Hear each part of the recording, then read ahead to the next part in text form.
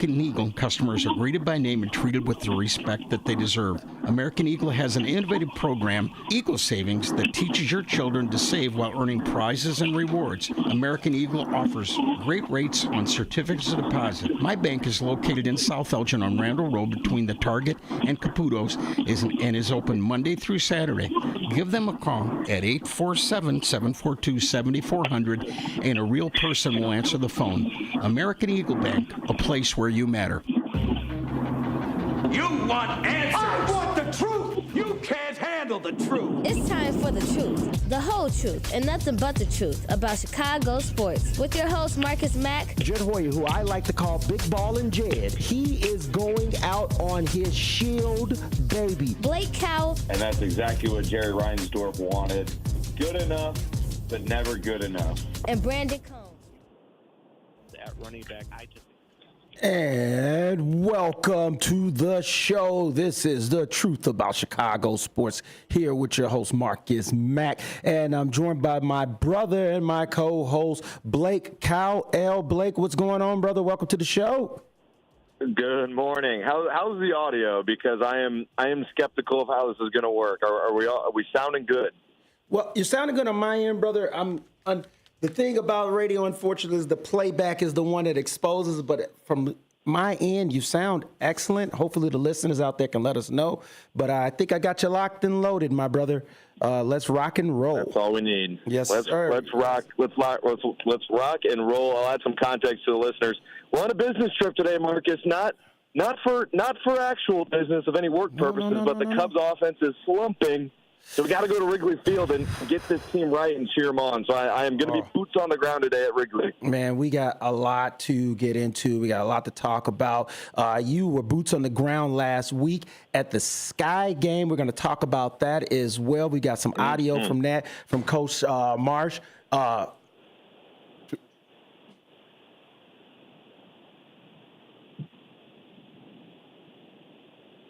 Testing. Well, there we go. Can we hear me now?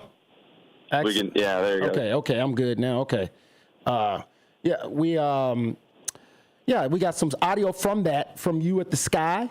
We're definitely going to play that. We've got Sophia Blackburn back on. She came in. She did a little recorded segment for us. We're going to play that later on in the show as well. So we got a couple things that we got happening. They're going to be pretty darn cool today. We got a big announcement as well that we're going to get into and talk about in our segment as well. But the first thing that we're going to go ahead and get into, Blake, we're going to talk about the NBA Finals. Last night, an exciting game was on display as we had the Oklahoma City Thunder taking on the Indiana Pacers. It was a must-win game, in my opinion, for the Oklahoma City Thunder, because if the Pacers had went up 3-1, I just felt like this series was theirs.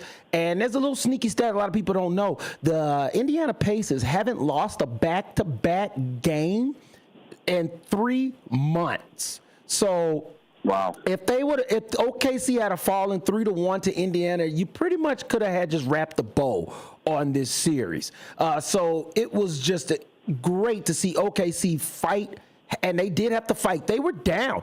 Most of the series they've led in majority of these games, and Indiana's had to fight back. We saw a Thunder team that was down in a noisy, ruckus arena, and were able to lean on their MVP. Big game from Chet Holmgren playing on an injured ankle. They also got great contributions from the Williams boys. You saw Hartenstein able to play great defense, and of course, the little diminutive one, Mr. Alex the Dog defensively Caruso. So I'm just, this is, as a fan, I love this. A friend of mine asked me how I wanted to see this, and I told him, I said, as a fan, I want to see it go 7. The professional in me believes that OKC would win the series, and I was predicting 5 or 6, but the fan in me wants a game 7, and it looks like it's trending that way. Blake, what was your thoughts on the game last night? My thoughts on the series so far, because I guess last time we spoke, we had not seen a game 3 yet. Oh, yes, that's right. I don't think we've had a game. I don't even know if we saw game 2 last time we spoke, but either way, it's neither here nor there. I got to quit betting against these Indiana Pacers, man, because every single time I think they're down and out, they keep coming back. And even last night, they had a chance to win it. They didn't give up a lead in the second half till about under 2 minutes when Shai Gilgeous-Alexander decided to flex and show why he is the MVP. I mean, he had 35 points last night, and there's been a lot of discussion on his ability to get to the free throw line, but only 10 of his 35 are from the free throw line. So 25 points in the actual field of play, and the Thunder were just the better team last night. These guys are going back and forth, and what's once started as the Thunder being minus 750 to win the series, I think now it's kind of a coin flip. I mean, we have a best of 3 going back to Oklahoma City. I picked the Cavaliers in 5 when they played Indiana. I picked the Knicks in 6 when they played Indiana, and I picked the Thunder in 5 when they played Indiana. And it's not going to happen. The series is at least going 6 games. It's just so tough to pick who I think is going to win at this point because the Pacers, the moment's not getting to them, and it's very evident. I think last night when it got down the stretch, you saw a lot of hero ball from the Pacers. I know Halliburton and Siakam both tried to go one-on-one in situations where they probably shouldn't have. Yeah. But there was no nerves. It was just bad, poor execution, which happens against a good defensive team like the Thunder. Yeah, no, you're 100%. And that's the thing, is that I feel like they got caught up a little bit in the moment of trying to expose Chet Holmgren and one-on-one, and he responded. And, you know, I get it. You want to play the matchups, and that's exactly what it is. Hey, if I got a big man on me and I'm a guard, I'm going to try to expose him. I'm going to try to use my speed, my athleticism against him. But Chet Holmgren held his own, and he was definitely a linchpin in that defense. Caruso able to lock down on the perimeter. Shai out there able to focus in defensively. You saw this team, which at one point seemed like they couldn't stop Indiana's offense, which, you know, really had us wondering what's going on here because the Thunder have been known all season for their defense. We saw that defense in the second half able to come back and unleash again and sink their teeth in Indiana down the stretch. And then Shai does what Shai does. And he just took over and implored his will. And I'll tell you, I have been, and I know, you know, the people talk about ratings and all that. Hey, whatever. Watch what you want to watch, right? I'm not here to tell you what to watch, but I will tell you this much. You're missing out if you're not watching this series. This has been thrilling. This has been exciting. This is what the NBA wanted. The NBA wanted parity, much like the NFL. See, what people you have to think in a new mindset, right? Okay, why does everyone love the NFL? You know why? Because deep down, your team has a chance. Your team has a chance. Like, I mean, that's just facts. Your team deep down has a chance when it comes to the NFL. Doesn't matter what team it is, because here's the thing about the NFL: there's injuries. Right? There's injuries. The team that you thought was going to be this hot team, all of a sudden now, this guy's injured. He's gone down. And now you've got an opening. And some team just comes out of nowhere and takes that said opening. Look at Washington last year. That franchise has been a disaster for years, an absolute dumpster fire. They get rid of the owner who was poisoning this team. Literally, the league forced him out practically. And then now you see a team all of a sudden get a quarterback. They get a coach. And they were in the conference finals last year. Yeah. So that's why the NBA, that's what they've been trying to do, create parity. And I believe they've done that finally. No more super teams. You could try to build a dynasty, but you better do it organically, like the Bulls did in the 90s, like the Lakers did in the 80s, like the Celtics did in the 80s. You're gonna have to do it organically. You're gonna have to draft. You're gonna have to sign the right free agents and build properly. It's no more taking the easy route to get a championship a la LeBron James. And I'm not picking on you, buddy. I'm just saying that you opened a blueprint that kind of, in my opinion, sullied the NBA for a little bit. And now we have a situation where parity is back. And you see that everybody's team has a chance, to the point that I honestly feel like if the Bulls were to get a guy like Giannis Antetokounmpo, the Bulls would have a chance. I'm sorry. but they would combine him with Kobe White, combine him with the other young talents that you got, the young kid Montez and Giddey, and all of a sudden now we're looking at a much different team, aren't we? Yeah, you need some level of focal point of your offense, because even down the stretch, I mean, Halliburton's not necessarily known for his elite scoring. He's more known for his playmaking ability. And we did see that last night, his finishing around the rim, finding the open men. But then when you pair up that playmaking ability with guys who are able to play off that, like a Nembhard, like a T.J. O'Connell, like a guy like Pascal Siakam, who's already won a championship, and he wasn't the focal point on that team either necessarily, but he was a big part in it. And that's what you need. You need a focal point that can then play with the role players. The Bulls have the role players. They just don't have the focal point quite yet. And can Josh Giddey or Kobe White develop into that? I'm not going to hang my hat on it too much, but like we've mentioned in the past, both guys are still 22, 23 years old.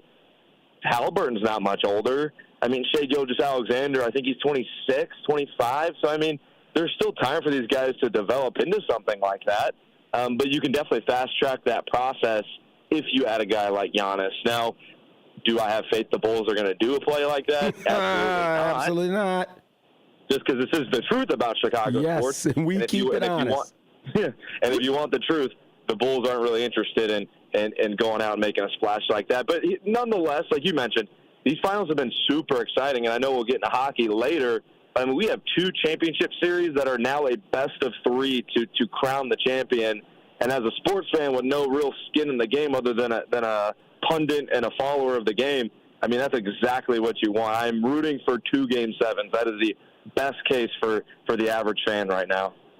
Yes, best case scenario. And like I said, the parity and the competition has been just tremendous. And I love that, hey, you know what, small market teams have a chance now. I love that. And here's the thing. Guess what? It wasn't like big market teams weren't involved. Boston was there. Boston was there. Boston got bounced. New York was there. New York got bounced. LA was in the playoffs. LA got bounced. So you know what I mean? For anyone that's sitting here going, well, I don't care about this postseason because it's the Thunder and Indiana playing. What are you talking about? The big market teams got bounced by these guys. They earned their way. You know, there's no way I could have complained if the Indiana Pacers back in the day had beat the Chicago Bulls with Jordan. There's no way I could have complained, because guess what? He got beat. You got beat. You beat us. When Orlando Magic beat the Bulls and Shaquille O'Neal defeated the Bulls when Michael Jordan returned from retirement, guess what? They defeated us. It's just, it was what it was, okay? And I still watch the finals when the team moved on, because guess what? Big market teams don't always win. And that doesn't mean that there's not good basketball. That's not, great basketball. And I feel like we're really getting a taste of some excellent basketball from both these teams. Mm-hmm. Yeah, no doubt. And especially, too, if you're looking at it from a fan perspective as well, if you're not a fan of either of these franchises or not even a fan of a big market, these are where, like, the legacies are made. I feel like sometimes we don't live quite in the moment. But we saw on the sidelines last night, Reggie Miller's in the house. He's repping the Pacers jersey. He's rooting the team on. You got Jalen Rose out there, part of the Fab Five of Michigan. Like, you have these guys who have pedigree in basketball. And the one reason why Reggie Miller isn't considered he's considered one of the greats, but he's not on the same type of level of guys who have championships. And now he's watching his franchise that he used to play for, still rooting for them to win championships, because he knows of a guy like Tyrese Halliburton, who I think is going to go on and still have a tremendous NBA career. If he doesn't get it done in this series, Reggie Miller understands he might not ever get back. Yes. Because it is so tough. Yes. Because the league is so competitive. The league's never been better than it has before from a talent perspective. You have guys like SGA, Nikola Jokic, Giannis, Luka Doncic. Like, all these guys are elite playmakers and elite ball players. And he knows that Tyrese Halliburton has to get this thing done. As well as on the SGA side, like, he's not running away from this moment either. He's had great big games. And people are already saying, if OKC can't win this, I mean, OKC knows what it's like before to have a young, talented team with KD, Russell Westbrook, James Harden. They lost in the finals and never got back, and those three were never on the same team moving forward. Harden went his own way in Houston, and Russ went out to Russ actually stayed for a while, but KD went to Golden State. Like, if you have a team surrounded by superstars or surrounded by good ball players like OKC has now with SGA, Chet, Hartenstein, Caruso, like all these valuable pieces, if they don't win this year, they might never get back. So is it a great series? Yes. But for some of these players, the stakes have literally never been higher because they know how difficult it was to get to this moment. And now it's a best of three whoever's going to live in glory in the record books forever. Yes, indeed. Yes, indeed. And speaking of winning and losing, we're going to talk about our Chicago team, the Chicago Sky, who have been struggling mightily this season. You were boots on the ground last weekend as you went to the Chicago Sky versus Indiana Fever game at the United Center. And I want to play this great audio clip that you actually took for when talking to Coach Marsh. Here we go. Yeah. We'll go Blake, right side of the room. Hey, Coach, WRMN. Obviously, a tough shooting night. What did you see from the Fever on defense that made it so difficult to score on your guys' end? Yeah, their guards made it extremely tough for our guards to facilitate, to move freely. They made it tough for us to get it into the post freely as well. So they just made it difficult for us tonight. The pressure really took us out of our offense and the freedom that we want to move with. And so that was kind of the crux of everything. And that was once again our very own Blake Callell, who was boots on the ground with that great interview question and a great response from Coach Marsh. But it just kind of seems to be the same old thing that they struggle to. They're struggling out on the perimeter with guard play, and they're struggling to be able to feed the ball into the post. We saw again last night they started out quite well, went into halftime with a 1-point lead, and then in the second half, Ryan Howard just buried them with a 36-point night, and she was killing them mostly from the perimeter. And now that Courtney Van der Sloot has gone down with an injury, that was a big injury. She was lost in that game that you attended at the Fever. We just see a team that's finding a tough way to find some victories right now. Tell us, what was your experience like at the United Center covering that game with the Fever, and what you think about the Chicago Sky season so far? Yeah, I mean, first of all, at the United Center. So I guess first and foremost, shout out to the Sky. Super, super accommodating. Partner with us at WRMN, at least, giving us the media credentials to go cover them, and it's been a huge blast. I know Mike's been to a game before, and I know we'll be at a couple more games this season. So shout out to them first and foremost. Second of all, first WNBA game ever at the United Center. When I was walking out of the tunnel, I could hear the voice of just the hallowed halls of like the house that Jordan built. I wanted to strap up my own basketball shoes and start running up and down myself. Like, you're giving me goosebumps. Yeah, I mean, that's the aura of it. People forget. I mean, the Bulls have been bad for so long now, but the United Center is in the same class as like Madison Square Garden, TD Garden, Staples Center. Like, this is marquee basketball that at once was played here, and we're trying to get back to it. But for this night, this was venue was chosen because of Caitlin Clark. We'll call it how it is. The Fever were playing in town, and Caitlin Clark wasn't there, but the fans showed up for Caitlin Clark. It was very, very cool to see, and cool is the best word I can use because for the longest time, women's basketball hasn't really been at the forefront of any news. And in the summer, when their season takes place, they even take a back seat to baseball, which I love baseball. Respect to baseball. Respect. But when the WNBA is playing, you figured they'd get some eyes still just because the NFL is not going on, the NBA is over. But this place was packed for Caitlin Clark. There's no shade to anyone on the Chicago Sky. She's bringing so many eyes and attention to women's basketball. I'm not saying you have to love her. I'm not saying you have to get on both your knees and praise her. Though.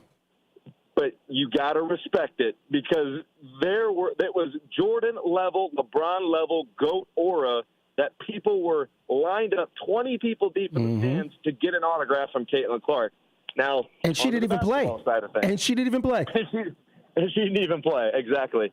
But onto the basketball side of things, like you mentioned, Courtney Van der Sloot goes down with an injury in the first quarter, one of the Sky's predominant ball handlers. And the one thing that really the Sky struggled with is that they do have two taller players, Angel Reese and Cardoso. they both play a style of basketball that really where they succeed is on the blocks. Down low, it's in the post. They hang out on the perimeter quite a bit. I know that's been something that a lot of Sky fans have been clamoring against for some time is you have these tall players that aren't necessarily playmakers, and that's no shade to Angel Reese or Cordoso, but they dominate in the paint. They're not superior passers, and they really don't shoot the three ball.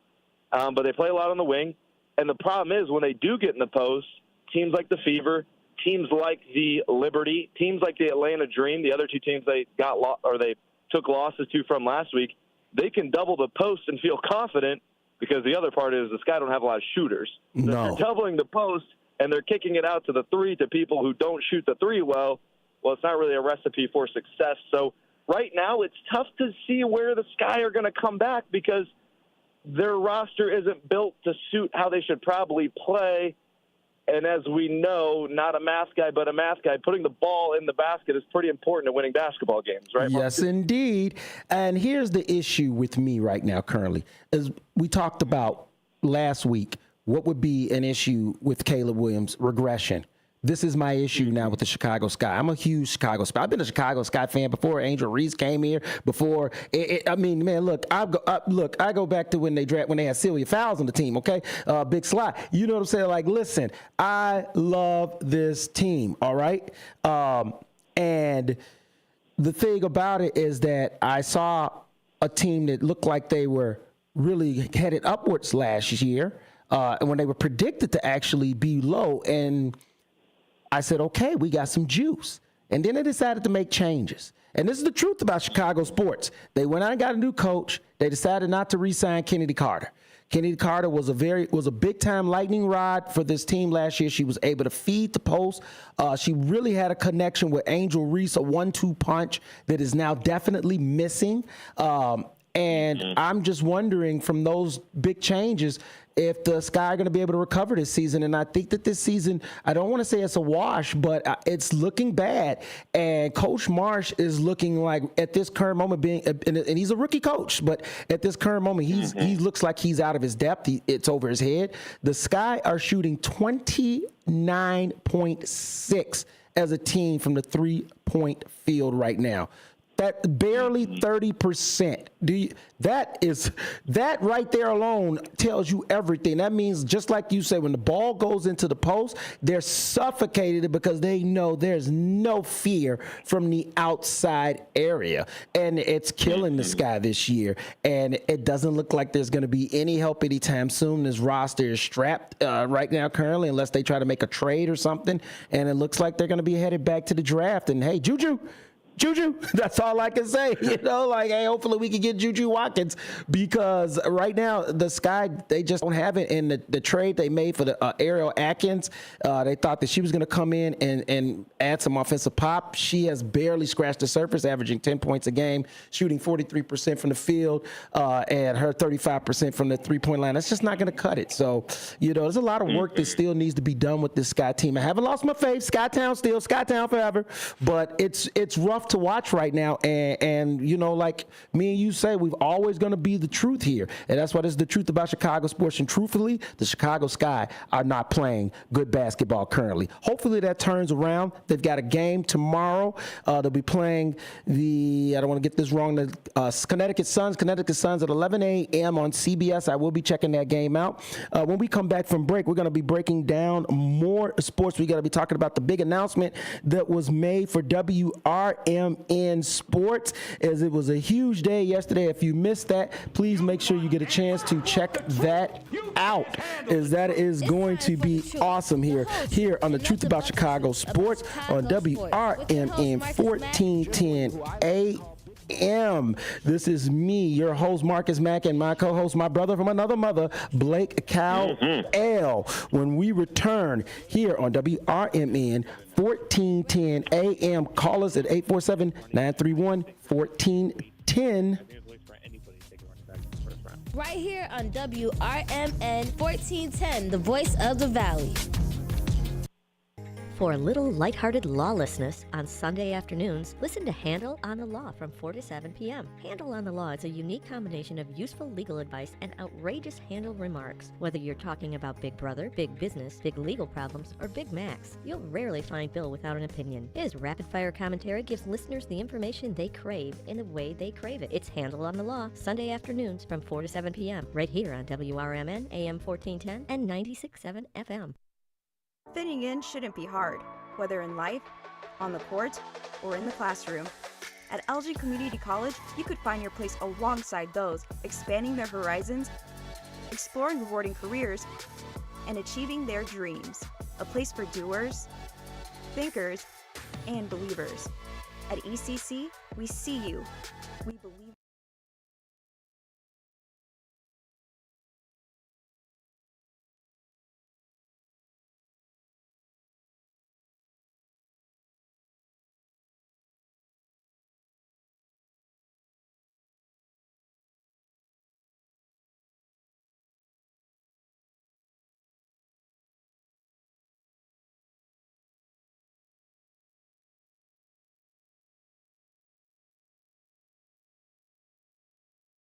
And be part of something bigger, like supporting the kids of Mooseheart. Doors at Moose Lodge 799 open at 2 p.m. Tuesday through Friday, and at 11 a.m. on Saturday and Sunday. Join a welcoming group of members who share a passion for good times and giving back. Call 847-741-0799. That's 847-741-0799 for more information, or stop by and see what they are all about. Moose Lodge 799 in Elgin, where family, friends, and community are always invited to join. If you're struggling to pay rent or utility bills, help is available through the Kane County Homeless Prevention Program. Eligible tenants and landlords can receive assistance with up to 12 months of past due rent or utilities, future rent, and security deposits. To qualify, your household income must be at or below 80% of the area median income and meet additional criteria such as risk of eviction or recent income loss. You must currently reside in Kane County and not have received similar aid for the same time period. Apply online at zoomgrants.com by July 31st.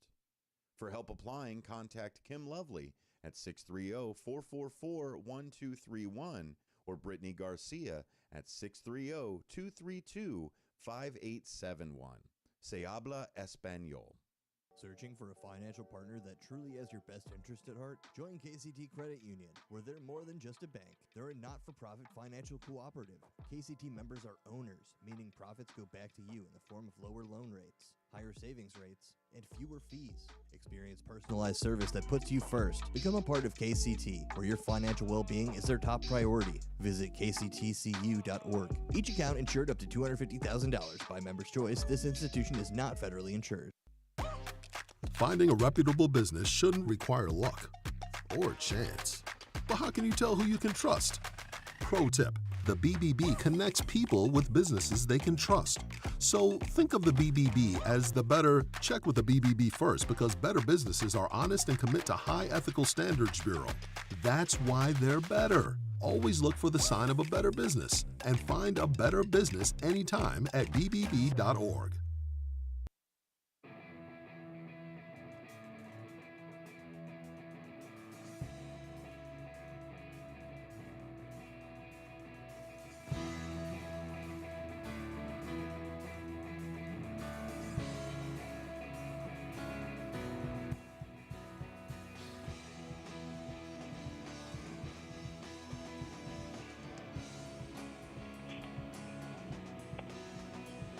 Elgin, Illinois, as we get ready to bring you another excellent segment. Brother Blake, you ready? Let's go.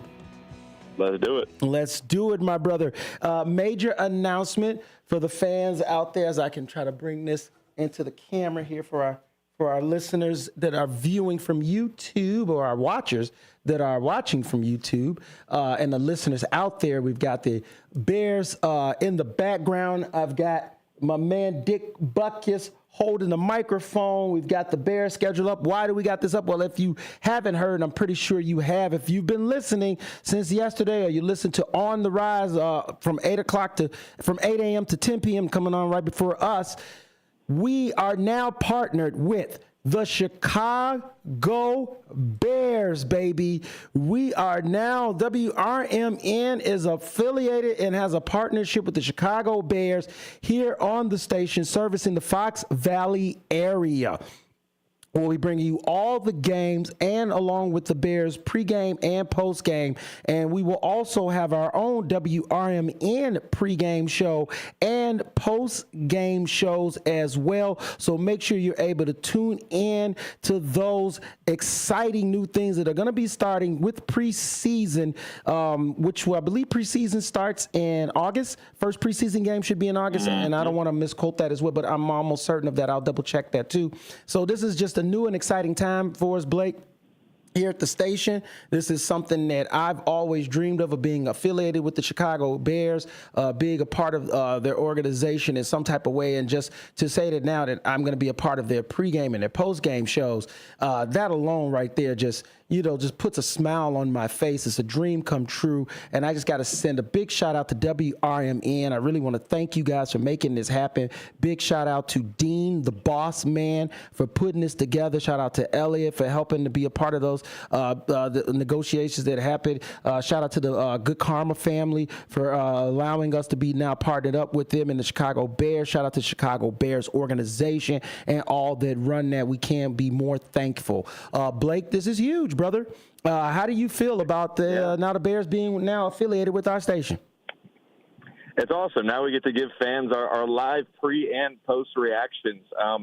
For better or for worse, I mean, this will be our second year actually covering the team on WRMN. I mean, obviously, if you've been listening for a while, you got to hear a lot of Marcus and I's unfiltered thoughts on the season and how it all broke down last year. And now you get to hear either the triumphants from the wins or the depressing loss speeches post and pre right here on WRMN 1410 AM. Yes, and we're going to bring it all to you, the ups, the downs, the highs, the lows, the wins, the losses, but nothing else. We're always going to stick to the truth when we're giving it to you when it comes to the Chicago Bears. First preseason game is going to be Sunday, August 10th against the Miami Dolphins. It's going to be 12 o'clock p.m., and that game will be broadcast right here on WRMN 1410, so make sure you are right here viewing if you're in the Fox Valley area. Blake, when I look at the Chicago Bears team, I see it feels good. It feels like something good is brewing. It has a different vibe. I have to ask you, and I've heard some pundits put this out there, so I'm going to ask you, and I'll give my thoughts as well. What does success look like for Ben Johnson in his first year? Success for Ben Johnson in year one looks like discipline. And that's very broad, but let me break it down for you. Wins and losses will come if this team is disciplined. Wins will come if this team pays attention to detail. Wins will come with this team if they are all bought in and on the same page. I'm not looking for Ben Johnson to go out there and win 15 games year one. Do I hope in year three that's the case? Absolutely, because that means that the Bears have built something. But in year one, we can't have lazy penalties. We can't have delay of games coming out of timeouts. We can't have false starts that just nuke your drive and kill drives. We need discipline. We need players who understand what play they are running. And I think if they do all these things and it looks like Ben Johnson is the reason why the team is doing these things, that looks like success to me. What do you think? Wins and losses, like you said, it's going to be hard to put that on a coach in his first year with a new team and say that's where your success is judged. I believe, like you said, the team is disciplined. If they're playing good football, you will have wins. But sometimes in the NFL, it doesn't always play out that way because we have injuries. And so, therefore, I'm not going to say, oh, Ben Johnson has to have 10 wins, 11 wins, 12 wins to have a successful season. Now, would I be happy if the Bears had 4 wins this year? No, I'm not happy, but it is still his first year. So it's a tough, hard place. Here's where I'm at. I'd rather have progress from Caleb Williams over everything. And that, to me, will lead to wins in the long run. So that's what I want to see. I want to see Caleb unlocked. I want to see Caleb reaching his true potential. I want to see the Caleb that we all believed that we were getting when he was drafted the #1 pick. And, you know, I know that there's different opinions out there about his. The guy had a good season. I'm sorry. He had a good rookie season. I don't know how everybody said, oh, he had an okay season. He had a good rookie season behind a horrible offensive line, no coaching. Come on, man. Can we cut the kid a little slack? Just a little? I mean, can we please? I mean, please, half his team quit on him, and I'm not calling no names. I wouldn't dare do that. These guys are way bigger than me. But half that team quit, and you know who you are. Go watch the tape. As Waddle loves to say, as the great Tom Waddle loves to say, go watch the tape, and it'll tell you exactly who was out there giving max effort, okay? And I'm going to tell you like this. The one person who didn't quit was Caleb. Go watch the tape. Absolutely. Go watch the tape. Yeah. Go watch the game against Green Bay, their last game of the season. That's who didn't quit. So how about we give the kids some credit too, huh? Before, you know, people just love the dump, negative. How about we actually talk about some of the positive? The fact the kid didn't throw for over double-digit interceptions. How about the fact that the kid actually looks like he's got some real moxie to him and he's got a real chance to be this franchise quarterback for this maligned franchise that's been begging for one forever, that the fans have been begging for one forever. Can we take some positive notes, please? Yeah, we have to. And like I've kind of mentioned on a few past shows, now that we're kind of flipped the NFL calendar from last year to this year, there's a lot that you would just want to wipe away from the past. But like you said, there's still plenty of positives that Caleb Williams can build on. And like we've seen from Ben Johnson so far, like he's going to be tough on Caleb. He's called him out in press conferences, and I say that very lightheartedly of, yeah, he was late, or like, yeah, he missed this play, or like, yes, he missed this guy. Like, that's what Caleb wants. Like, he wants to be pushed. He wants to be great. And, like, he knows that his talent alone can't necessarily get him there. Like, yes, he has to put in the work.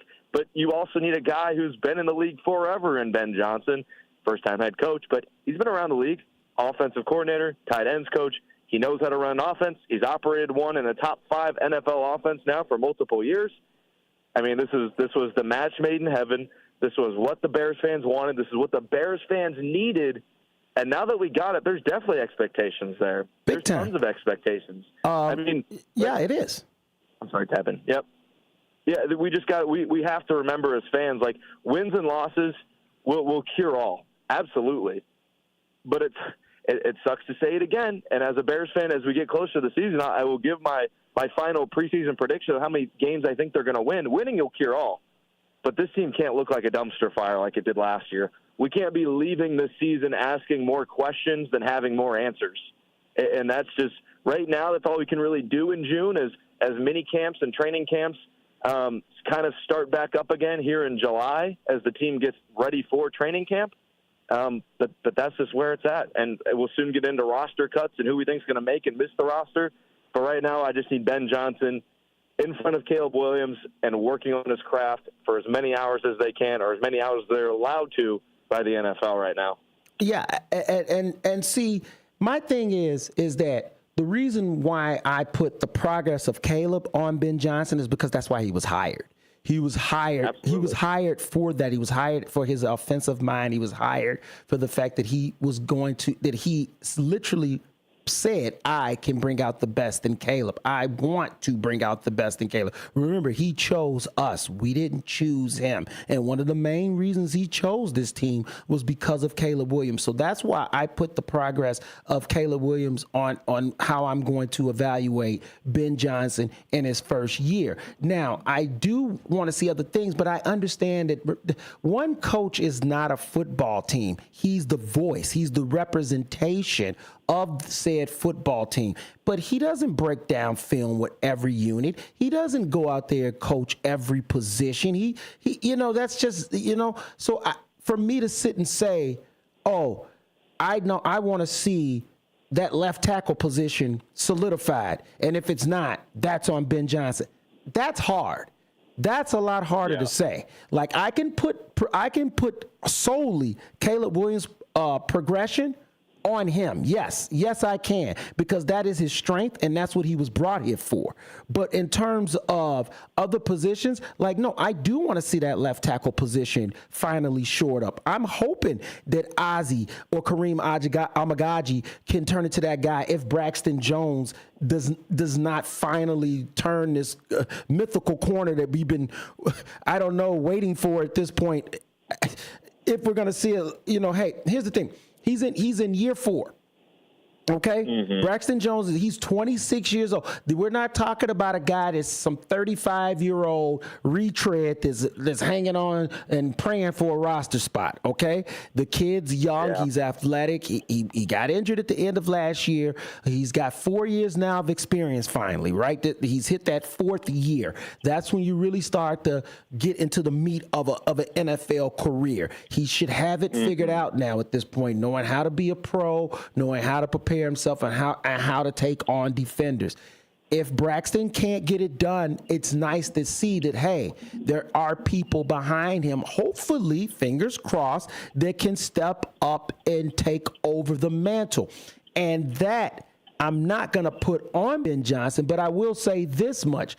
I expect the staff that he hired to do it. And if that said staff is not able to do it, that I will blame on Ben Johnson. So I need to see, yes, progression from Caleb, him. I need to see that your coaching staff is competent enough to make these players the best versions of themselves. And if I see those things, then to me, Ben Johnson's first year is a success, wins or losses. Yeah, and back on the Braxton Jones point real quick, Ryan Poles and Ben Johnson, I want to believe did this very strategically because, like you mentioned, Braxton, it's really Braxton Jones' job to lose. Like if we're going to predict our starting Bears offensive lineman for Week 1, I would right now predict Braxton Jones as the starting left tackle. Yep. But that doesn't mean that he's got dogs that are hungry in the pipeline. That's why he went out and drafted Ozzie. That's why he has Amagaji. I mean, everyone knew Amagaji last year was a project, but when everyone got hurt, he was thrust into this role that wasn't specifically fair to Amagaji, but when you're thrown in that NFL fire, like you were expected to produce, and he just didn't. But now that it's year 2, Amagaji's gotten made probably, hopefully, a little better. And he's healthy. Drafted another rookie, and they're going to say, hey, Braxton Jones, you're the starter for now, So he's going to have to battle in training camp, and that will probably be a training camp headline and storyline, and we'll have to see how it plays out. Yes.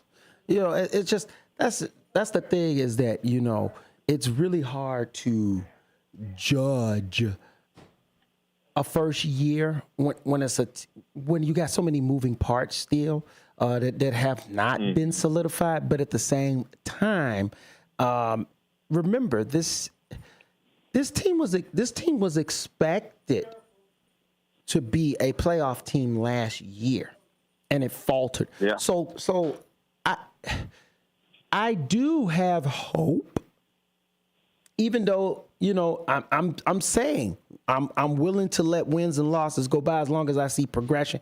But at the same time, I do believe the Bears will still win 9 to 10 games. That's an ideal outcome. Of course it is. Right? I still, even though he's a first. So if the Bears did not win 9 or 10 games, am I disappointed? Yes, I am. Yeah. Can I live with that disappointment if Caleb has progressed? If I seen that left tackle position is solidified? If I see that there's an answer opposite Montez Sweat? If I saw a defense that was all over people and, hey, yeah, you beat the Bears, but man, let me tell you, you walked out of that fight bloody. All right.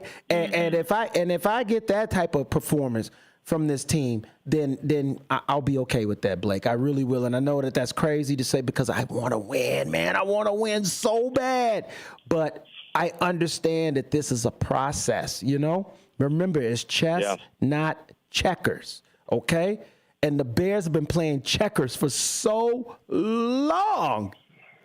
Yeah. Welcome to the chess table. Welcome to the chess table.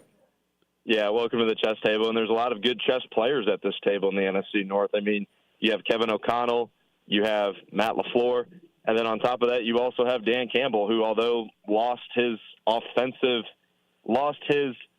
coordinators to two different head coaching positions, I mean, he still has that locker room playing for him, playing for Detroit, playing for his team. And although they lost their all-pro center, Frank Ragnow, like, the team's still going to rally around, and there's a lot of good chess players, like I mentioned, at this table. So the Bears are going to have to win within their division, something they didn't do enough of last year. They won one game in their division, and it was the very last game against the Packers, which, hey, I'll take a win against the Packers just as anyone else should. But, again, you got to stack some wins in your own division, because that's how playoff teams or fringe teams become those playoff teams. Yeah, exactly. That's how you turn it around. And, you know, I told you I'm not, because I refused to. I drank that Kool-Aid last year, and it was so tasty. And then it turned bitter fast. I'm not going to do, but I'm looking at that picture, man, and I'm telling you that Kool-Aid looks so tasty, Blake. It looks so tasty. I just want to, is it okay if I know it's against policy, but can I just dip my finger in the Kool-Aid and just take a sample? I washed my hands, I promise. I don't got dirty hands. Can I just dip in the Kool-Aid and take a little taste? Yeah, a sample of what's to come. I won't shame you. I won't smack your hand out of the pitcher for doing that, because as fans, if I can't do it, then what's the point of being a fan? At least in my head, that's how I see it.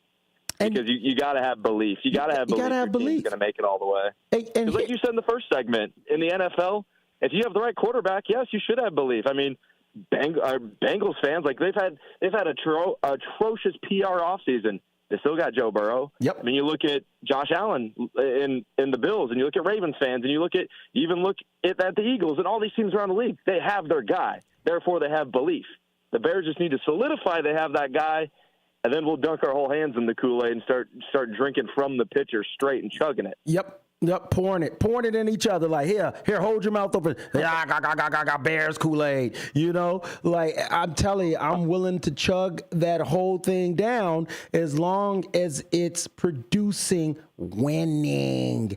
I'm done making excuses, and I love the fact that the Bears aren't making excuses anymore. It always seemed like the Bears always used to have some little back out plan, you know. Oh, well, this is the reason why it couldn't work. We tried, but, you know, no, they're finally actually no. Hey, center position, we need somebody real. We got somebody real. Right guard, we got somebody real. Left guard, we got somebody real. Right tackle, we got somebody real. Left tackle, we're going to figure out who's real there. Okay, bam. Now the line's in front of you, Caleb. Holding the play sheet. Right. Holding the play sheet. Now someone real.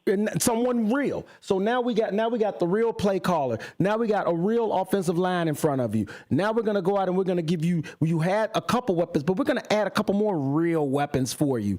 No, 'cause they take it, and I love that. No excuse. Go out there and play now. It's about ball now, and I love that. And I think that Caleb is going to respond to that. And it's, you know, if everything comes together the way we believe it to be, then the Bears season will be a success, and Ben Johnson's first season will be something that we're going to be celebrating. And like I said, I'm not ready to jump yet, but I do love what I see. I love the way the Kool-Aid smells. I love the mix that has been put in. I'm like, ooh, y'all, okay, this is looking like a good mix. And I truly do believe that it starts at coaching.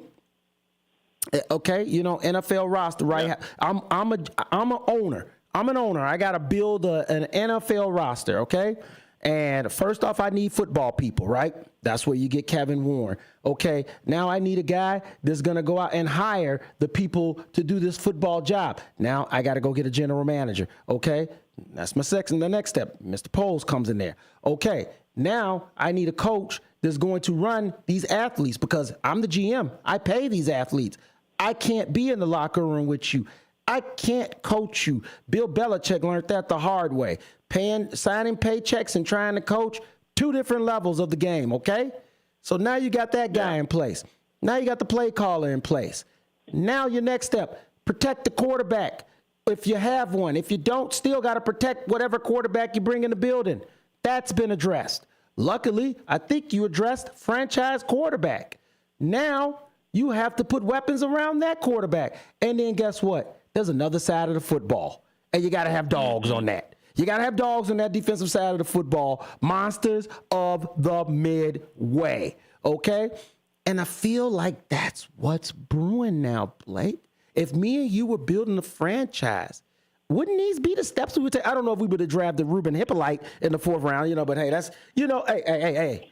If Ruben turns out to be a star, I will eat my words. But I'm just saying, this is how you go about it, right?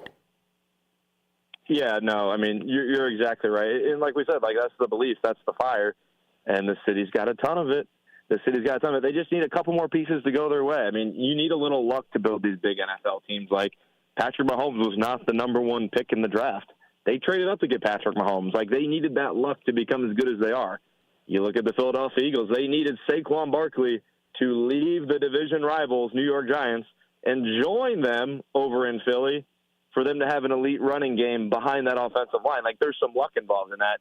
Bears just need a little luck now. I mean, they have the pieces in place. They've done their due diligence in a way that feels fine, like you mentioned. They tried. They went out and got the center. They went out and paid for the offensive line. They went out and got Ben Johnson, paid the extra money. Now they just need the luck to kind of strike their way. Something that definitely has not happened for them in recent memory. And now we just need it. We just need a little luck. A little luck and a little health. Give us a little luck and a little health. And I think that those are the factors that, obviously you cannot factor into an NFL season. And that's where I cross my fingers. I'm not crossing my fingers anymore about the talent on the team. And that is the flip side of it. I think before we were, oh, man, is Mitchell Trubisky, can he do something? Oh, man, is Allen Robinson the number 1 receiver? Oh, man, do they have a running back in play? These aren't necessarily questions anymore, right? So now we're just really hoping for attrition, health, okay, and a little luck. That like instead of the failed Mary, it actually is Hail Mary bounce that goes our way this season.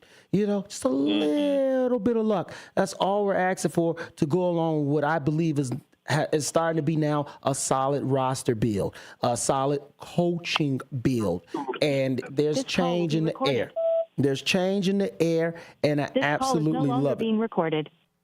There's change in the air, and I absolutely love it. When we get back from break, we're going to continue here with more. We're going to be talking baseball. We're going to be talking baseball here as we got the Cubs. The Cubs, as we referenced earlier, have been struggling a little bit in the month of June, which has been a little bit of a shocker because I really thought that they would kind of come into this month smoking, but it hasn't been all doom and gloom. We're going to break down the Sox. We also got the great Sophia Blackburn is going to be joining us as well. She's going to be talking some NHL hockey, as that's been really exciting also, as that series is tied 2-2, as we got a lot to bring you here in The Truth About Chicago Sports on WRMN 1410 every Saturday, 10 a.m. to 12 p.m. You've got your host, Marcus Mack, and my co-host, my brother from another, Blake Cowell.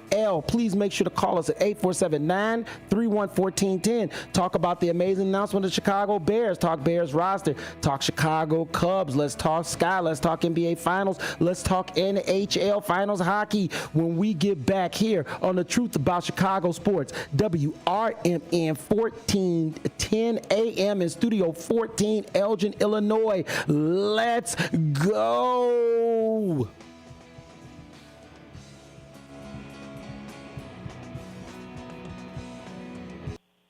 At Britain's Touchless Car Wash, they know life gets busy. That's why they're here 24/7 to keep your car looking spotless, fast, and easy. Their advanced brush-free wash technology delivers a sparkling clean without a single scratch, because they treat your car like it's their own. Here's the best part. Right now, you can get a free car wash just for joining their text club. It's simple. Just text BRITT to 30400, and your first wash is on them. Britain's Touchless Car Wash has 2 convenient locations, 1923 Larkin Avenue in Elgin and 555 Willow in West Dundee. They're proud to keep your car clean while giving back to our community. Text BRITT to 30400. That's BRITT to 30400. now for your free car wash and see why Britain's touchless car wash is the fast, gentle, and reliable choice. Your hometown radio station since 1949. We are WRMN AM 1410, Elgin time, 11 o'clock. Breaking news this hour at townhall.com. I'm Bob Agnew in Washington. Minnesota Governor Tim Walz says former State House Speaker Melissa Hortman and her husband have been killed in a politically motivated assassination. A second lawmaker and his wife were shot and wounded. Officials say a suspect is still at large. Today marks the 250th anniversary of the U.S. Army and the annual celebration of Flag Day. The nation's capital will be the site of a major military parade orchestrated by President Trump. Meanwhile, for SRN News military analyst and former Army Ranger Colonel Robert McGinnis points out that the country is honoring two patriot anniversaries in one day. It's a great time to celebrate America's fighting force. We've kept this country free for over 2 centuries, and hopefully, Lord willing, we'll continue to do that. At the same time, we of course celebrate Flag Day, to the Stars and Stripes forever. And today also coincides with President Trump's 79th birthday and the annual celebration, as Colonel McGinnis pointed out, of Flag Day. Consumer sentiment was higher in June for the first time in 6 months. It's the latest sign that Americans' view of the economy has improved as inflation has stayed tame, and the Trump administration has reached a truce in its trade fight with China. The preliminary reading of the University of Michigan's closely watched Consumer Sentiment Index jumped 16% to 60.5. The large increase followed steady drops that left the preliminary number last month at the second lowest level in the nearly 75-year history of the survey. John Scott reporting. Israel is warning of more attacks on Iran after Tehran fired waves of missiles and drones that killed 3 people and wounded dozens of people inside Israel. More on these stories at townhall.com. Wesley Financial Group is not a law firm. Hi, I'm Chuck McDowell, the timeshare cancellation guy and founder of Wesley Financial Group, and I want to set the record straight. I am not an attorney. I've never wanted to be an attorney, and the truth is I really don't even like attorneys. If I sound like an attorney, I'll apologize. But what I've learned in my 15 years in the timeshare cancellation business is you don't need to be an attorney to get folks out of their timeshare. At Wesley, we've helped over 40,000 families cancel their timeshare, and I want to share with you how we do it. Just give my office a call. I guarantee if we take you as a client, we'll get you out of your timeshare, or you'll pay nothing. Attorneys, this was meant to be funny, so please don't sue me, especially my friend Kenneth from Black River Falls, Wisconsin. Call now for your free timeshare exit info kit. 800-613-5454. 800-613-5454. 800-613-5454. Republican National Committee Chairman Michael Whatley disagrees with the Democrats on most political issues at the moment, but he says if nothing else, the Democrats do appear to be unified within their own party. Yeah, look, the Democrats are absolutely right now unified, and people talk about party disarray, and they certainly, don't have leadership other than Jasmine Crockett and AOC and Bernie Sanders and, others that are going to take them down a leftward path. Whatley believes Democrats are embracing a number of politically damaging policies, but he says at least they're not dealing with much in the way of intra-party turmoil. They're very unified in going down that leftward path. They're on the wrong side of every 80-20 issue. Right now, the Democratic Party stands firmly in the camp of open borders, inflationary spending, and a weak America. And Michael Whatley spoke this week with the Salem Radio Network. You'll find breaking news and analysis at townhall.com. Middle East tensions send stocks lower on Wall Street. Oil prices rose sharply and stocks slumped as markets worried that escalating violence in the Middle East could damage the flow of crude from the region. The S&P 500 sank 1.1% Friday. That wiped out what had been a modest gain for the week. The Dow Jones Industrial Average dropped 769 points. It's about 1.8%. The Nasdaq Composite lost 1.3%. Oil prices jumped roughly 7%. Iran is one of the biggest producers of oil in the world. Investors worry that higher oil prices could put upward pressure on inflation. Seth Sutel in New York. New poll finds Elon Musk has lost some of his luster with Republicans since his public falling out with President Trump. The Associated Press Newark Center for Public Affairs research poll found fewer Republicans view Trump's one-time government efficiency bulldog very favorably now than they did in the month of April. More of these stories at townhall.com.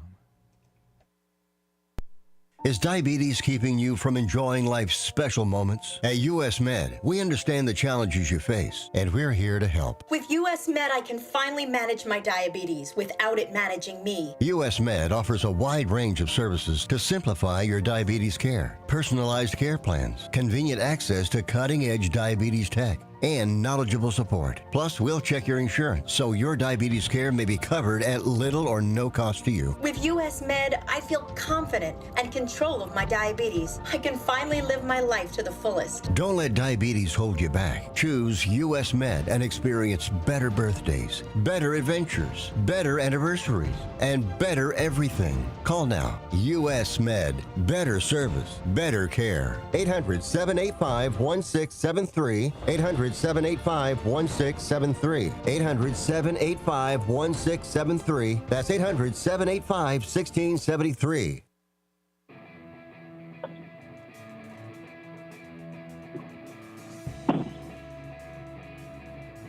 This is the truth about Chicago sports here on WRMN 1410 AM. Let's go. Left off last telling you all what's going on with the Chicago Cubs. Blake, right now they currently sit, if I'm correct, I believe that they're 500 for the month. I've got to go back and double check that just to make sure, but even that still being 500 for the month is not exactly what we were expecting for the Cubs after they came off a pretty stellar month of May. It was a lot of enthusiasm, a bravado, I might say even, and from our end here as well, like a lot of confidence that the Cubs were trending in the right direction. And now we've hit the month of June, and we find them in a little bit of a pickle. I guess maybe that's the best way to describe it, because they have been playing bad baseball, but they have not been playing dominant baseball. And we saw them lose a very winnable game against the Pirates last night, 2-1, after going into extra innings. What's been going on in this month of June with the Cubs right now currently? Or is this just to be expected since we're in the meat of the baseball season? Well, as you know, baseball is a marathon, and if you hear a loud roaring noise, I'm in Wrigleyville right now. So yes, sir. Fantastic. So this is live coverage right now. This is live coverage. This is happening, baby. This is happening. What do we got to talk about the Cubs? We got to talk about their situational hitting. We got to talk about how poor they've been in situational spots recently. We saw last night, extra innings. You have a runner on second base and John Birdie. And since the Manfred ghost runner rule, whether you love it or hate it, the Cubs start the inning with a guy on second, and batters 1, 2, 3 can't even move him to third. That's Ian Happ, Kyle Tucker, the $500 million man, and then third, Seiya Suzuki, and they just didn't perform against David Bednar. But I'm not really too worried yet. I mean, there's no reason to be super worried quite yet because the Cubs are still in first place, and they're in first place by 5.5 games. Yes. They're still looking strong. Season, as you mentioned. Yeah, I mean, and they're still looking strong. Now, here's the thing. Okay, so I guess really where some of the, you know how it is in Cubdom, fans can freak out in a New York minute. But, I mean, the concern is a little real considering the fact that they came off of destroying the Reds, sweeping the Rockies, taking care of business against the Nationals, and then they ran against a top team in Detroit, couldn't pull out the series. Another top team in Philly couldn't pull out the series. And then to lose a game against a team that's a bottom feeder like the Pittsburgh Pirates, and when, you should have finished them off. And I guess that's why there's a little bit of up in arms. But me personally, today the Cubs playing, once again, Blake, their game is going to start at 1:20 p.m. If the Cubs win this game, hey, it's right back to it. Now, if they lose this series, I raise an eyebrow. But like you say, I'm not going to freak out because they still got what is showing currently now 4.5 game lead over Milwaukee. St. Louis is falling back down to earth. It looks like a little bit as they've lost 6 straight now. So, I think the Cubs are in the driver's seat clearly, but you just want, hey, win the games you're supposed to win, right? And this game against the Pirates, they should win. So go ahead and take care of business. Yeah, the split here isn't the end of the world. The Cubs haven't lost a series to a divisional opponent yet. They won a few on the road as well as a couple at home. But, yeah, like you said, it's a 4-game series. They got to win at least 2, but 3 or 4 would be ideal as well. Now, play today, you got Matthew Boyd on the mound. He's one of the league leaders actually in quality starts, a sub-3 ERA. So I'm going to be watching for today. Can he supplement his fastball with his slider and attack pitchers or batters down in the zone like he has all season? He's got to get swing and misses with his sliders, and one of the worst offense in baseball, the Pittsburgh Pirates. He should be able to get a lot of them. A lot of quality starts. I need another one from him today. I just need the offense to start complementing the pitching like they once were.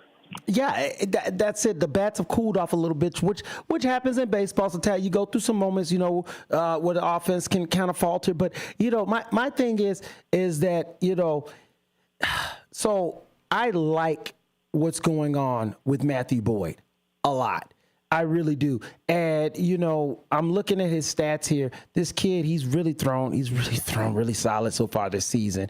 And you got to give him some credit at what he's done. He's 5-3. Like you say, he's got a sub-3 ERA. He's tied. He's got 70 Ks. He's got a whip of 1.23. And I like that. That means that you're getting more people out than you're walking. You're not giving up that many hits. You're doing the things that you're supposed to be doing, the little things to help you win. On the season right now, he's only given up 8 home runs. I mean, he's playing solid baseball. And at home, which he's at right now, he's had 5 games that he started. He's thrown really well at home, 28 pitches. He's only given up 12 runs, 8 of those earned, and only 5 home runs at home so far for the season, 32 strikeouts and only 2 walks. So he pitches really well at home. He also pitches really well against the National League, which is the league they're in, and that's important, right? Pitch well against the league you're in, and he has been very, very good and against NL batting. And so I believe with a team like the Pirates is the perfect opportunity for him to continue his good season and go out there and dominate a team that, let's be honest, they know they're not going far. They've got their starter on the mound, Mike Burrows. He's looks like a guy that's really going to probably struggle for most of the seasons. He's already got an ERA of 5. He's 1-1. He's already given up 4 home runs in that, as opposed to, like I said, with Ben Brown, who's Matthew Boyd, who's pitched more games and only given up 8 home runs. So I think the Cubs will definitely be able to get to him and take advantage of Mike Burrows and get this offense back on track. Is the offense really off track? Not per se, but they do need to, get back to what we've seen earlier from them, and that is high-scoring games. High-scoring games indeed. And like you mentioned, we're facing a guy today in Burrows, and even tomorrow with their other pitcher. Both guys have not had solid seasons. This is not Paul Skeens like we faced yesterday. It all comes down for me to manufacturing runs. Wrigley Field hasn't been too kind to offenses in general. They mentioned it last season. And even looking at the flags right now as I'm standing out in front of the bleachers, the wind's blowing in again. The wind's blowing in. Wind's blowing in. So how do you manufacture runs? You got to get guys started on the bases. Ken PCA. Nico Horner, Dansby Swanson. These guys got to set the table for the Cubs again. They got to get on the bases and get moving. The Cubs average 1 less home run at home than they do on the road this season, which is a big key because chicks dig the long ball, but if you can't hit the long ball at home, then it's tough to get those runs across. Yes. What the Cubs need to do today, they got to find a way to slug, keep the ball low, keep it out of the wind, find some gaps, hit some singles, steal some bases. Manufacture runs. Don't try and do it with the home run every time. Shorten up, look to the opposite field. That's what I'm going to be looking for them to do today. Big boy ball is needed sometimes in baseball, but guess what? So is small ball. You got to know how to just get on the base and move the runner. Move the runner, man. Look, like you say, we all love the long ball. Chicks dig the long ball, right? But you got to be able to get on base because, here's the one thing that a lot of people don't know about in baseball. A solo home run really isn't that cool. See, that's what people don't understand. Like, if you get a solo home run, yeah, it makes your stats look great, but you'll probably still lose the game. You see what I'm saying? Yeah, you'll probably still lose the game. Yeah, you got to get guys on base, and you got to hit them in any way you possibly can. And especially with Matthew Boyd, he's gonna give you a competitive pitching performance, but they need their guys to find some offense. Be curious to see how they do that today. Like I said, I mean, they only scored one run yesterday, 3 runs on Thursday, and we know how they struggled in Philadelphia and against Tariq Skubal and the Tigers out in Detroit last weekend. It's been a long time coming for this offense, and we've said it for only a week now that they've struggled. But I don't want the week to turn into the 2 into a month, and then we're starting to question if we're even going to make the playoffs anymore. How big is this next series against the Brewers? Then it's going to be Seattle, and then a 4-gamer against St. Louis. I believe this next stretch will tell a lot about the Cubs, especially heading into the deeper part of the season. And I think that these 2 series, in my opinion, this is the time that's when you put your foot on a team's neck heading into the All-Star break. Beat down the Brewers, take care of Seattle, and then remind St. Louis that they're bottom feeders this year. They do that, we're rolling. Yeah. If they struggle against the Brewers, are you concerned? I will slightly be concerned. I'm only saying that because they're 4.5 games back. They're playing the St. Louis Cardinals this weekend, so the winner of this series is going to kind of determine who the Cubs are going to have to battle first and foremost down the stretch in this division. If the Brewers stay hot and they come into Wrigley Field and take a series off us, we'll start feeling a weird Cubs PTSD that we've felt in years past, where the Brewers don't have the superstars the Cubs do, but they play just a little better. That's something that I don't want to have to feel out again this season. No, I know. I definitely do not. You don't want to be holding your breath going into the finish line. Once again, this is WRMN 1410 AM. This is The Truth About Chicago Sports here with Marcus Mack and Blake Cowell as we bring you nothing but the truth about all Chicago sports as we're sitting here breaking down Chicago Cubs. Hit us up on the line, 847-931-1410. All callers are welcome. Blake, we look at the other side of town, and, you know, yes, it is what it is. We know it's an uphill battle. Right now, they're in a 3-game losing streak. Sox will be playing today at 3:05, pregame at 2:30. Make sure to check them out here on WRMN 1410 AM as we are affiliated in one of the homes of the Chicago White Sox, the true home, as we know as the Big Mother station downtown. I take these games. I don't judge anymore this team on wins and losses. And does that make sense? Considering how bad they are, that might just sound like a pathetic fan. But that's where I'm at with I don't judge them on wins and losses. I judge them on hustle. I judge them on tenacity. We got to see production. Yeah, we got to see production from guys. We got to see, like we said, Chase Maedroff. We got to see his progression as a player. Hope. That's what we need to see. Right. That's what drives me with this team now. It doesn't. Wins and losses are hey, they're gonna take losses. Okay. The fact that they've got 23 wins right now is putting a smile on my face.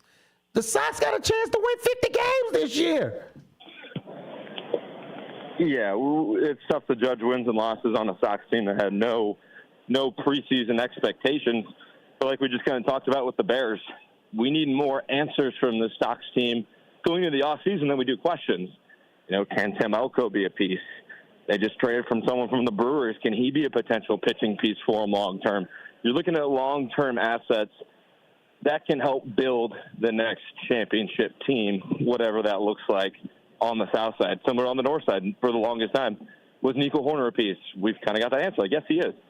We've gotten Seiya Suzuki a piece. Well, now that we've kind of used Kyle Tucker in a way that takes pressure off Seiya Suzuki, I guess we can answer those questions. Now it's time for the Sox to start answering those questions. Yes, it is. It's definitely time for them to start answering those questions. And I think that they're on the beginning of that. As you referenced earlier, there was a trade this week. I believe that trade happened yesterday or either Thursday. White Sox moved on from their former number 3 pick, Andrew Vaughn. They traded him to the Brewers. In return, the Sox are going to receive Aaron. I don't want to pronounce his name wrong. Shivel? Was it Clivel? I believe. Yeah, I believe it's Savale. Savale? Aaron Savale? Is that how we're going to? Okay, Aaron Savale. But we'll go with that. Double check. I don't want to be. Right. Exactly. Like we don't want to be the ones butchering his name. You know, hey, that Aaron Chavalish guy over there. Typical. Threw a little twang on that one. Right. You know, the typical Chicago fashion. You know, hey, that Aaron's guy. Man. But yeah, you know, and hey, you know, it was a move in the right direction. He wanted out of Milwaukee. He was relegated to the pen, and clearly he feels like he still got some starter left in him, so he was unhappy. Andrew Vaughn won't say it, and maybe he'll say it now when he gets to the Brewers locker room, but you could tell he was not happy here. He was not performing. He was not responding. You know, the hope is that he can live up. He can live up to the hype. He was the reason that he was drafted at number 3 in the first round. He was a number 3 pick. And you can only hope, but I mean, let's be honest, he was suffering here. I mean, he's hitting 189. He's below the Mendoza line. His OBP was 218. His slugging a pathetic 314. His OPS of 531, and his WAR is a minus 1.6. Man, if that don't signal time for change, I don't know what is. And then after we heard that weird story about him in the offseason lifting like 35-pound dumbbells for 40 seconds or something and then going and playing golf, I think he had pretty much just, you know, sealed his own fate. Yeah, Andrew Vaughn's left town. Chicago's long national nightmare is now over. No more time for us to talk about Andrew Vaughn on the show anymore, which gave us some Sox material. So now we need another guy who we can, I'm not gonna say pick on, but you know, every team's got someone you got to shed a little pessimism on, and that's just what Andrew Vaughn was with the White Sox. Was just too much pessimism. That's obviously why he got traded, got shipped down to AAA Iowa. I'm thinking Cubs down to AAA on the White Sox, and now it's, you know, he's out of the picture. So who's going to step up and fill that role as a player on the Sox? He was once a highly touted prospect, a high draft pick, and now he's heading to Milwaukee to, I guess, see how he performs over there. I guess we'll see. And I'm going to tell you right now, and this is me. I got no insider insight. This is just my thought. Luis Roberts Jr., you're next. What was that? Luis Roberts Jr., you're next. You are definitely next with that 193 batting average, looking like he's miserable, doesn't want to be here also. He will be the next one to be moved, and I can't wait for it. I'm looking forward to it.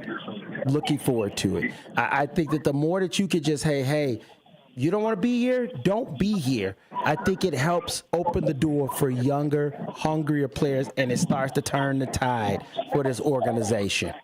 And it's the right move. And you know, I mean, it was, to me, it was very obvious with Andrew Vaughn, and I feel it's very obviously with Luis Roberts Jr. as well. So that's for me, that's the next domino. Get that next domino out the way, and then let's go. Giddy up, young boys. Let's see what you got. Let's see what you got, absolutely. And with the trade deadline quickly approaching, it'll be interesting to see what the White Sox plan to do with a guy like Luis Roberts. It's going to come down to, are they willing to sell low on a guy that they preseason they could have got a lot more from? I mean, is there some shame in that? Absolutely. But like we see with Ryan Poles, like if you make the wrong move, he's never been scared to cut bait on a bad move fast. Now, Chris Getz, let's call it how it is. He's fumbled this Luis Robert Jr. situation. I mean, the White Sox weren't scheduled to compete this year. So if you hang on to a guy like Luis Robert and then he has the season he does, you have to live with the consequence that he's not worth what he was preseason. He's not worth what he was last offseason. Yes. It's going to be interesting to see if the White Sox say, we're going to cut bait, we're going to sell low, but at least it gets maybe that bad juju, that bad attitude out of the building and raises everyone else up, like we kind of saw when Zach LaVine got traded. Other players stepped up and started to fulfill their roles, like Josh Giddey.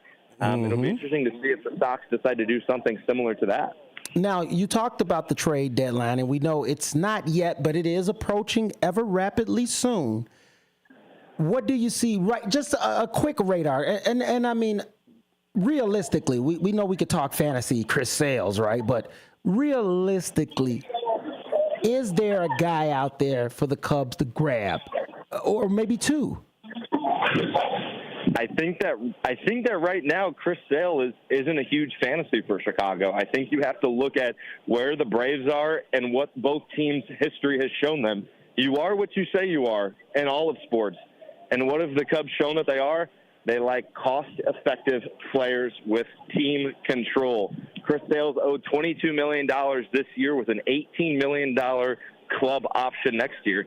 So if the Cubs go ahead and trade for this guy, they can cut bait as early as the end of this season and owe him nothing past this season. The only question for me is are the Braves willing to sell that piece off? The Braves were supposed to be good this year, and now they're not. They're not going to make the playoffs. They're down big in their division because the New York Mets have been so good, and in the wild card, they're down 8.5 games. If they continue to struggle this season, it really begs the question, are the Braves willing to sell the piece off like Chris Sale? He's aging. He has injury history. And do the Cubs mind that if it means they'll have a chance at a World Series? I don't think so, because Jed Hoyer is not scared to make a move at the deadline. Again, they are who you tell me you are, and I think the Cubs will be in on Chris Sale when the time comes. Him and Sandy Alcantara, they've been in close contact with the Marlins now for it seems like forever, have yet to struck a deal, and Sandy's been playing a little bit better than he started the season. I'm looking at those two guys specifically. I think we can get at least one of them. Both of them would be incredible, but I'm not going to get too greedy right now at the beginning of June. Does Baltimore have anything to offer? Do you think you could pull something out of the Orioles? Yeah. I think Felix Bautista, I've mentioned his name on the show a couple times, closing pitcher for the Orioles. He's an interesting name. They do have a couple starting pitching assets that I don't think they're willing to sell because similar to the Braves, they weren't supposed to be bad this year. They have a team that wasn't supposed to be bad. If they have pieces and think they can compete next year, it's really up to internally what the team thinks they can do. I mean, I think they'll dangle some pieces out there to see what they can get. But the Cubs have so many AAA guys who are blocked from making the major league roster right now that they have the assets to go out and make a couple trades, to go put the pressure on the Dodgers or the Mets to say, hey, out-trade us, like one-up us, because you can't because we have so many good assets to trade away still. It's going to be very interesting, and it's coming sooner than we think. And make no mistake about it, and I've told everybody this, Big Ballin' Jed is all in this year. Don't think for 1 second. He's playing coy, and that's why I'm sorry, I like Jed. I mess with Jed Hoyer big time because he lays in the cut. He lays back like, oh, yeah, I ain't over here doing nothing. I'm just chilling, you know. I ain't got nothing going on. And all of a sudden, bam, I trade for Kyle Tucker. Yeah. You know, like, oh, yeah, I'm just chilling. I'm Big Ballin' Jed. I ain't up to nothing. And then, bam, all of a sudden he make a move. Listen, make no mistake about it. Big Ballin' Jed is all in on this season. There's going to be a move. Where it's going to come from, what team is willing to do that. You have to really take a look at the bottom feeders because we know that the guys at the top, they're going to be players as well, right? Because you're either a buyer or you're a seller. And we know that right now, we know that Baltimore's a seller. We know the Athletics are sellers. We know that potentially Atlanta's a seller. Potentially. And then you gotta obviously most teams don't do deals in the division, so you don't really look at nobody from the Central, and I don't think the Rockies have anything to really offer. The White Sox have already, I feel like, have traded what they've needed to trade. I mean, could the Cubs work something out though? I don't think the White Sox really have a pitcher. I don't want this to sound rude. I don't think the Sox don't have a pitcher that can help the Cubs with postseason play. Yeah, absolutely. I'm in the same boat, and I think in the White Sox shoes, why would you sell a guy? I mean, they're young, they're growing. That's why I think trading Luis Robert Jr. is a good option for him, because he's a guy who you could get an asset for. Just who's going to be willing to pay the price? I think when the trade deadline gets closer, Chris Getz can drum up his own bidding war to get him, whether that is the Dodgers or whether that is the Mets. That will remain to be seen, and it's fun to talk about. But we're still about a month and a half away. But something you got to keep on your radar, because that's where pretenders become contenders, and that's when World Series are not World Series teams, but playoff hopeful teams become World Series teams. Yes, indeed. And I know you got boots on the ground at Wrigley, brother. You make sure to enjoy yourself. Hopefully we get a win. Go Cubs, go. Be safe in all your travels, man. I'm glad that you can make it into town and get ready to enjoy another beautiful day of baseball. Once again, this is The Truth About Chicago Sports here on WRMN 1410 AM with your hosts Marcus Mack and Blake Cowell as we bring you all of the Fox Valley sports news every Saturday, 10 a.m. to 12 p.m. here on WRMN 1410 AM. Call us at 847-931-1410 if you want to talk sports, as here, the truth about Chicago sports. Let's go. Are you dreaming of a getaway? Want to leave the stress of daily life behind? Whether it's a relaxing cruise or an adventurous land escape, planning the perfect vacation doesn't have to be a hassle. At Cruises International, they specialize in vacation destinations, land and sea, making your dreams come true. Located at 1721 Moon Lake Boulevard in Hoffman Estates, Cruises International isn't just about booking travel. They're your personal concierge, trusted travel advisor, and advocate. Your preferences are unique, and they'll take the time to understand exactly what you're looking for. From personalized service to their global network of specialists, they ensure that your vacation is tailor-made just for you. It's time to plan the vacation of a lifetime. Call 800-255-7447. That's 800-255-7447 today and speak to a cruise and vacation expert. Cruises International. It's time to set sail to your dream destination. Children are the greatest joy and our best hope for a better future. Friends, they are the future. But did you know that millions of kids right here in our own backyard are facing hunger every day? Without healthy food, it's harder to grow, to thrive, to feel their best. The impact when children don't have enough to eat is tremendous because when you're hungry and your basic needs aren't being met, you cannot learn. Every child deserves to be fed. This is a problem we know how to solve. Food is not just food. It's energy, health, confidence, hope, and even love. Yes, love. Breakfast in the classroom contributes to kids being more focused, which leads to higher grades, and simply just their well-being. Thank you! Learn more about how No Kid Hungry is helping end child hunger in America at helpnokidhungry.org. Hey, Tammy, I just made an AI fact checker for the show. Do you want to try it out? Sure. Talk Time with Tammy and Friends is the best show on WRMN. Oh, Talk Time with Tammy and Friends is the best show on WRMN, huh? What a bold, subjective opinion masquerading as a fact. Sure, I bet you and all 12 of her fans feel that way. While I can confirm the show exists, yay for reality, its best status is completely debatable.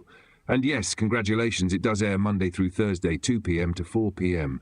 Let me know when Tammy wins an Emmy or something. Until then, this is a hard nope on objectivity. Grade 310. Fact, Talk Time with Tammy and Friends airs weekdays, Monday, Thursday, 2 p.m. to 4 p.m. on WRMN. Try again when you want to talk about facts, not fangirling. I'll work on it. You better. For nearly 50 years, the DuPage Senior Citizens Council and Kane Senior Council have been dedicated to serving seniors in DuPage and Kane counties. Established in 1975, the DuPage Senior Citizens Council is a volunteer-driven 501c3 non-for-profit organization committed to helping older adults live with dignity. From providing nutritious meals to offering support services, the Kane Senior Council is there every step of the way. With programs designed to enhance independence and quality of life, they're proud to make a difference in the lives of their senior neighbors. To learn more or to volunteer, visit them at 418B Airport Road in Elgin or head to their website at caneseniorcouncil.org. Give them a call at 630-338-0999. That's 630-338-0999. That's the Kane Senior Council, caring for seniors because they deserve to live with dignity and respect. Visit caneseniorcouncil.org or call 630-338-0999 today. And welcome back to the show. This is The Truth About Chicago Sports here on WRMN 1410 AM. Let's go. go as we're going to continue on with the show. Brother Blake is now joining the Cubs game, so he is putting boots on the ground at Wrigley Field, and I'm going to round the segment on out. In the last segment, we're going to talk a little hockey. We're going to talk a little NHL hockey, as the NHL hockey finals have been absolutely phenomenal, as the series is now tied 2-2 with a big game 5 tonight at 7 o'clock. Make sure you're tuned in to TNT to watch this nail biter, as the last couple games have just been absolutely thrilling. Going into overtime to pull out the wins, Florida looked like they had the upper hand heading into game 4 as they were up 2-1, and Edmonton was able to fight and claw their way back to tie this series after a thrilling overtime victory, and now it is 2-2. This is what more can you ask for? We were talking about the NBA finals and how thrilling it was, and I'm hoping that it goes a game 7. I really want this to go a game 7 as well, and I feel like it brings up the best in athletes. You see the best in sports, and this has just been an absolutely thrilling return of play as we return of championship hockey, as these two teams face each other once again. As last year was a sweep, Florida Panthers jumped all over Edmonton, and maybe they just weren't ready, but this year Edmonton has brought their fight, and it is lovely to see, and it has been absolutely thrilling hockey to watch. We have the great Sophia Blackburn, who was able to record a nice segment for us and talk about the breakdown of this, as she was not able to join us live, unfortunately, but the great Sophia Blackburn still was able to grace our presence on the radio show. So I'm going to go ahead and play that segment for you guys, and go ahead and check out and hear the great Sophia Blackburn. Here we go.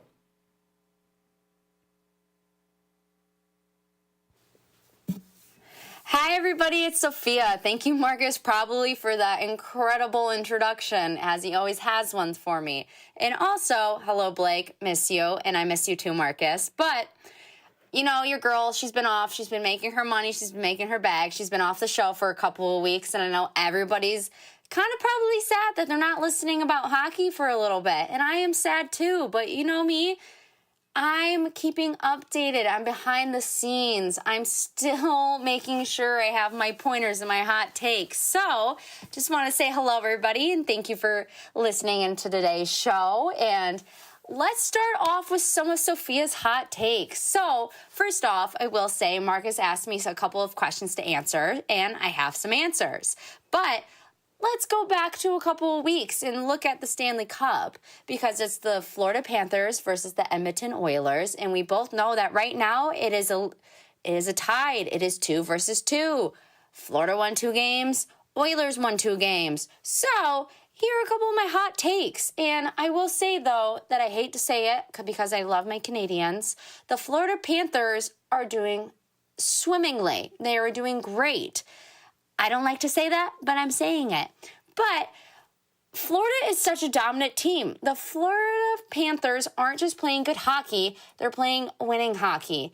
They outwork them, they outlast them, and they flat out play when it matters the most to the most elite level that they can play.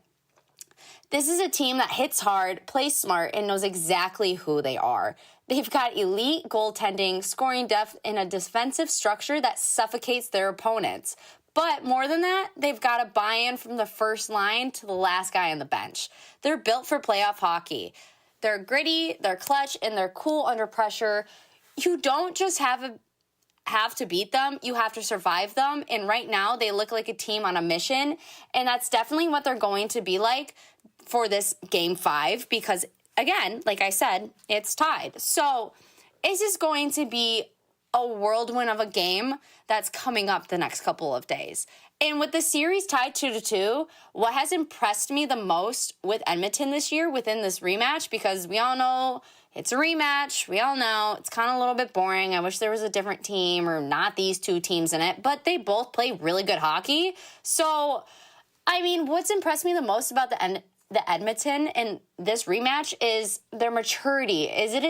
They aren't the same Oiler team that got pushed around last year. They've tightened up defensively. They're getting buy-in from their stars on both ends of the ice. They're showing real resilience. Every time Florida throws a punch, Edmonton answers. Connor McDavid and Leon, I'm going to say this wrong, Dressatili. Oh, someone please correct me. One of the boys are going to correct me at some point, hopefully. They aren't just piling up points, they're leading points. They're grinding. They're making the right plays at the right time. And let's not forget the role players, guys like Ryan. I'm going to so screw up all these names. like Ryan Nugent-Hopkins, Evan Pritchard, and Zach Hyman are stepping up in big moments this year. Even the goaltending, which was a question mark earlier on within this year, but they have held their own, and he has held their own. Their lines of their goalies have held their own. The Oilers aren't just fast and flashy anymore. They're focused, physical, and playing with purpose. That's what's keeping the series dead even. That's why they're 2-2. That's why they're tied. And what gives them a real shot to finish the job this time around. And I hope to the almighty that they are going to win, even though we all kind of know who's going to win this game. But Game 5 feels like a real pivot. And Marcus has asked the question of, if Florida wins, can Edmonton win 2 straight? Does, Edmonton have the momentum in the series? So, which team has the momentum? And it feels like the Florida has it, but then Edmonton has it. It's such a real give and take in these moments. But Game 5 feels like a real pivot point in the series. Edmonton has done a great job clawing back, grabbing momentum with 2 strong performances, and proving they're more than just a high-powered offense. They're playing structured. They're playing confident. That said, also, though, we got to look at Florida. Florida has the opportunity to reset at home because they're on home ice for the next game, and remind everyone why they took the first 2 games.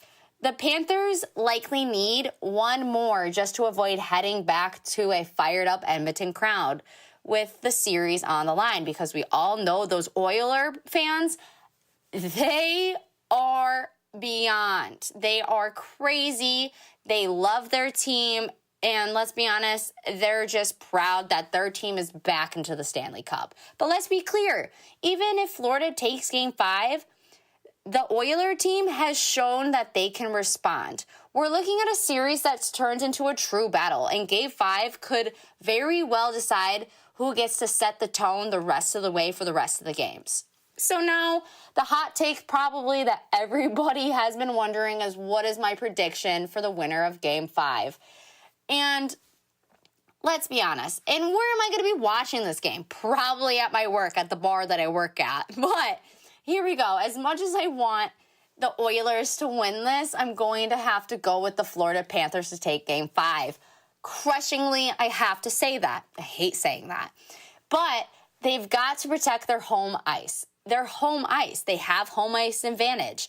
And I expect them to come out with a lot of urgency and focus.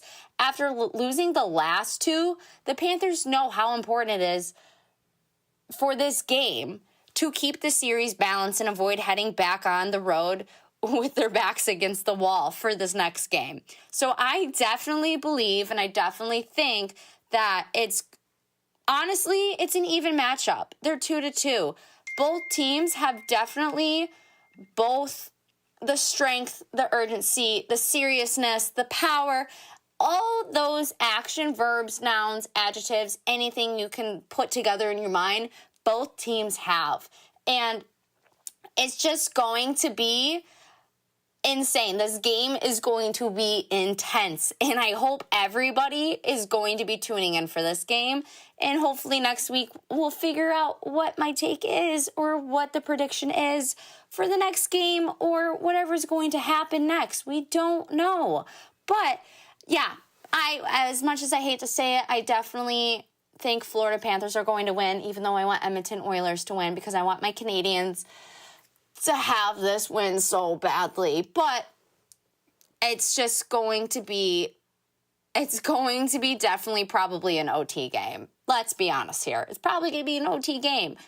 But, both teams have hurt players. Everyone's kind of, just putting on the icy hot, those ice baths, cold plunges. They're doing their things. But definitely, for sure, I will have to say the Florida Panthers are going to take Game 5, as sadly as I'm going to say. But if you look at the stats, you look at everything else, you look at the sports bets, whoever's sports betting. I don't know how to sports bet. I need to learn that. Marcus, Blake, can you please teach me this, please?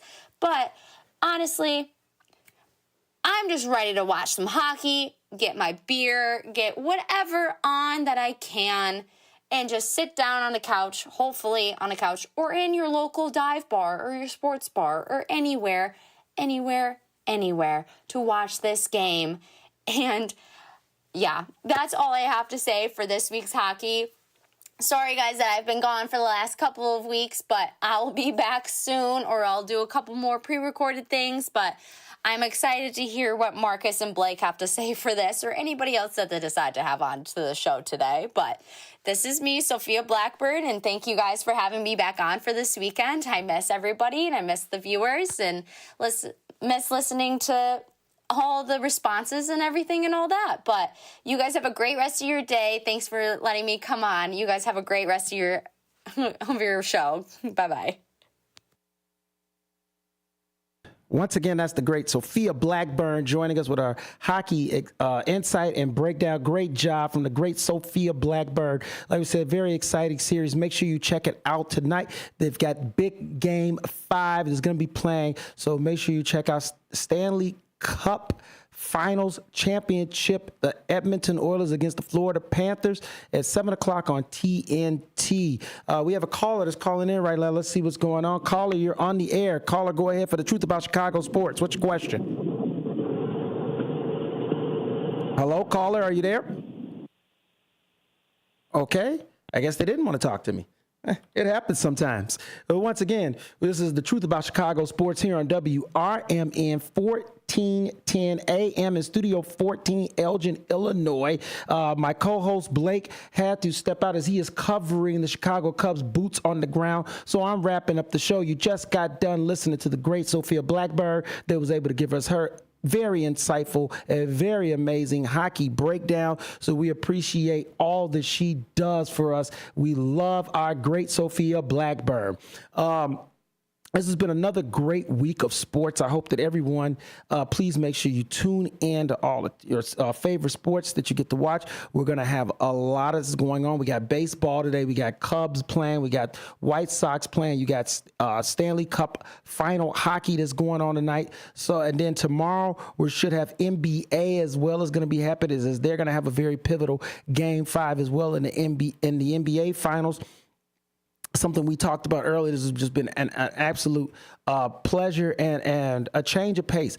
I love seeing competition at its finest, and I believe that that's what we're getting right now. We're getting competition at its finest, and there's nothing more that you could ask for. That game is going to that game is Indiana. That's going to be on Monday. That game's going to be on Monday. The finals is going to be on Monday, June 16th at 7:30 on ABC. So make sure you tune into that pivot. But I believe it's going to be a very pivotal Game 5, just like tonight's game with the Edmonton Oilers going against the Florida Panthers. I believe this is a truly pivotal Game 5, and I'm really looking forward to seeing how this is going to play. I got my popcorn out. Make no mistake about it. I want everyone to be safe out there this weekend. Make sure that you're watching yourselves when you're on the road and when you're hanging with friends and family.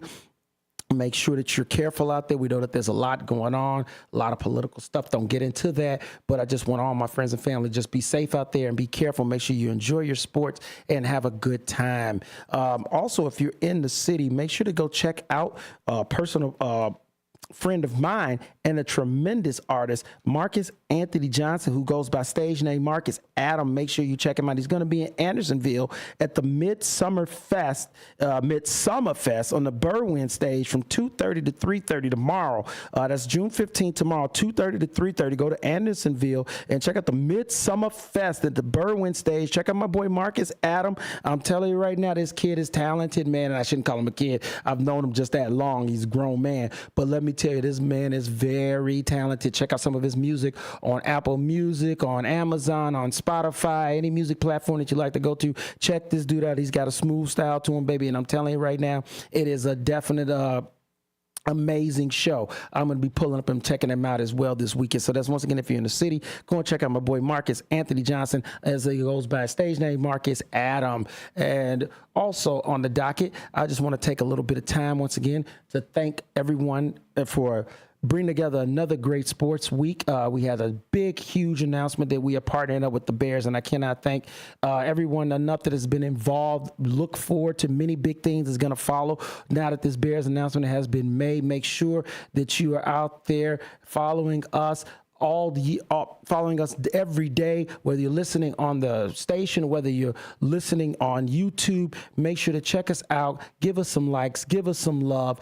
Go follow us on Twitter. We've got our WRMN Facebook. We got our Truth About Chicago Sports Facebook. We got Truth About Chicago Sports X. We got WRMN Instagram. We got Truth About Chicago Sports on Facebook as well. Go check out all these pages of support. We got On the Rise on Facebook. We got On the Rise on Instagram. Go check out On the Rise on X. Go check out our personal profiles. You go find Sophia Blackburn on Instagram, on TikTok, on X, on Facebook. You can find Blake Cowell as well on TikTok, Facebook, on X. You can find me, your boy Marcus Mack, on Facebook, Twitter, X, any social media platform. We are around. We're here to once to bring you all the truth about Chicago sports at WRMN 1410 a.m. every Saturday, 10 a.m. to 12 p.m. Before us, we have On the Rise that comes on every Saturday, 8 a.m. to 10 p.m. with Mike Napolitano, Brandon Combs, and Dalton Cooper. Make sure you check them out before you come and get a taste of this truth about Chicago sports every Saturday.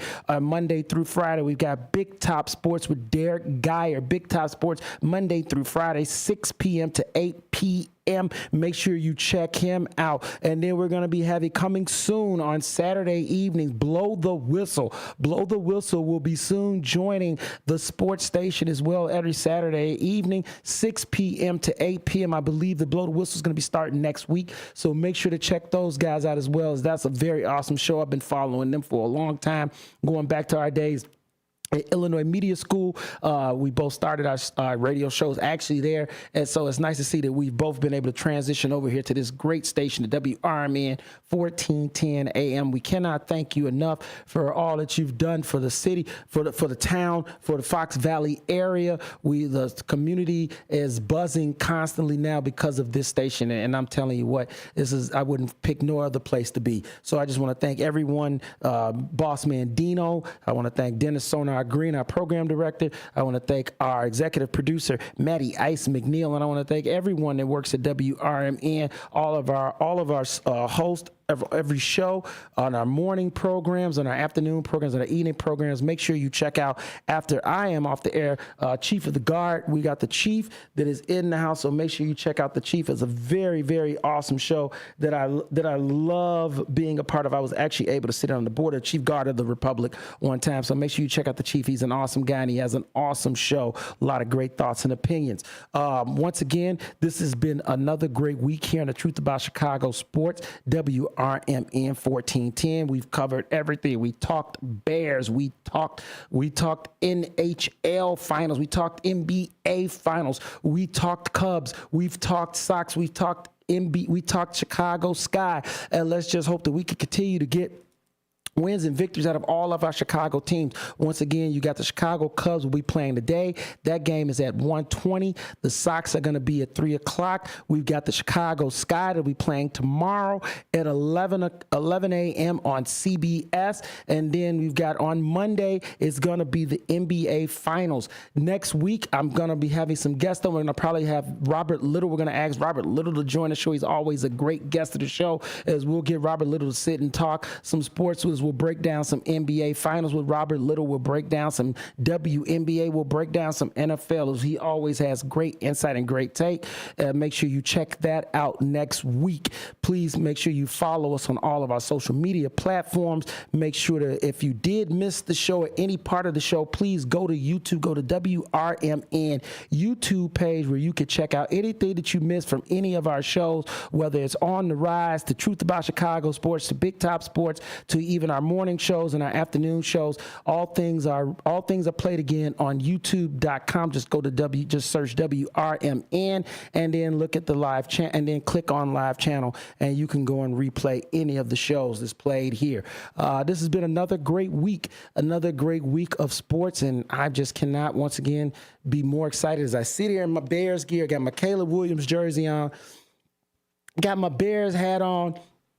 We got buckets in the background holding up the Bears schedule as we are now affiliated with the Chicago Bears. WRMN and the Chicago Bears are now partners. Once again, if you missed that earlier, WRMN and Chicago Bears are now partners, and we will be carrying all games here on the station, including preseason games. We will also be carrying the post game and the pregame shows for the Chicago Bears, and then WRMN itself will have our own pregame and post game show to listen to. So make sure that when the Bears come on Sunday, you are dialed in right here to WRMN 1410 AM, as we're going to be bringing nothing but the best of all Chicago Bears to the Fox Valley area.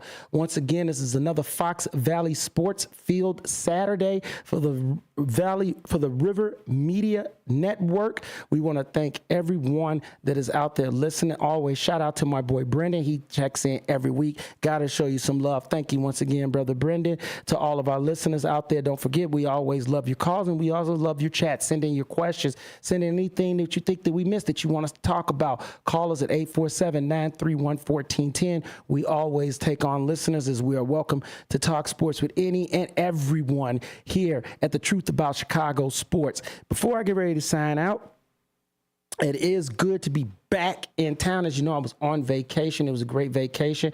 I want to just take a chance to say thank you to the land of Michigan, the upper middle parts of Michigan. I'll tell you what, it was great vacation. I really got a chance to, just sit back and enjoy myself.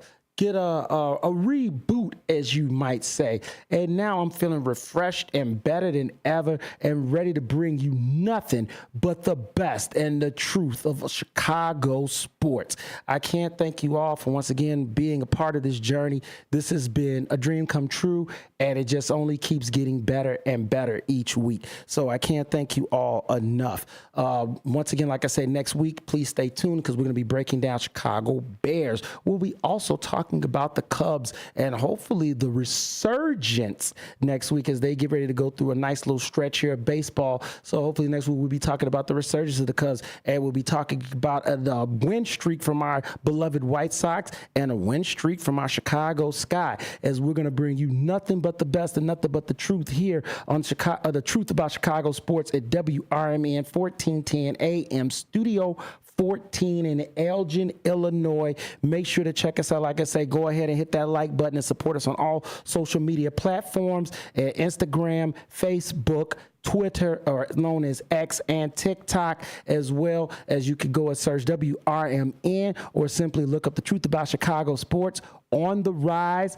or Big Top Sports. Go and check us out on all platforms and show us some love and show us some likes. And if you missed any of today's episode, once again, go to youtube.com and just simply type in WRMN, and you'll see today's episodes come up, and any episodes that you've missed from the last couple of weeks when it comes to On the Rise, The Truth About Chicago Sports, or any of the shows on WRMN that play weekly or on the weekend, as we try to make sure that we bring you nothing but the best of the Fox Valley area and serving the community in the best way we possibly can. We want to thank you all for supporting us and continue to support us and continue to make us one of the best stations around, as we will continue to bring you nothing but the best here at WRMN 1410 AM. And this is your host, Marcus Mack, once again, every Saturday, 10 a.m. to 12 p.m., bringing you nothing but the best about all Chicago sports.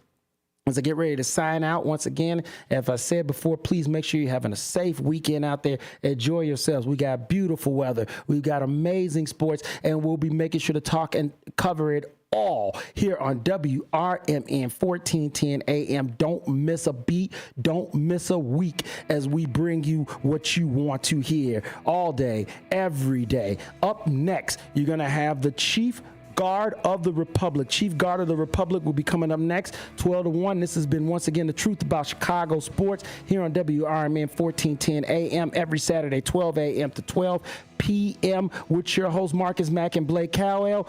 Don't forget to holler at your boy. WRMN 1410, Truth About Chicago Sports. Let's go.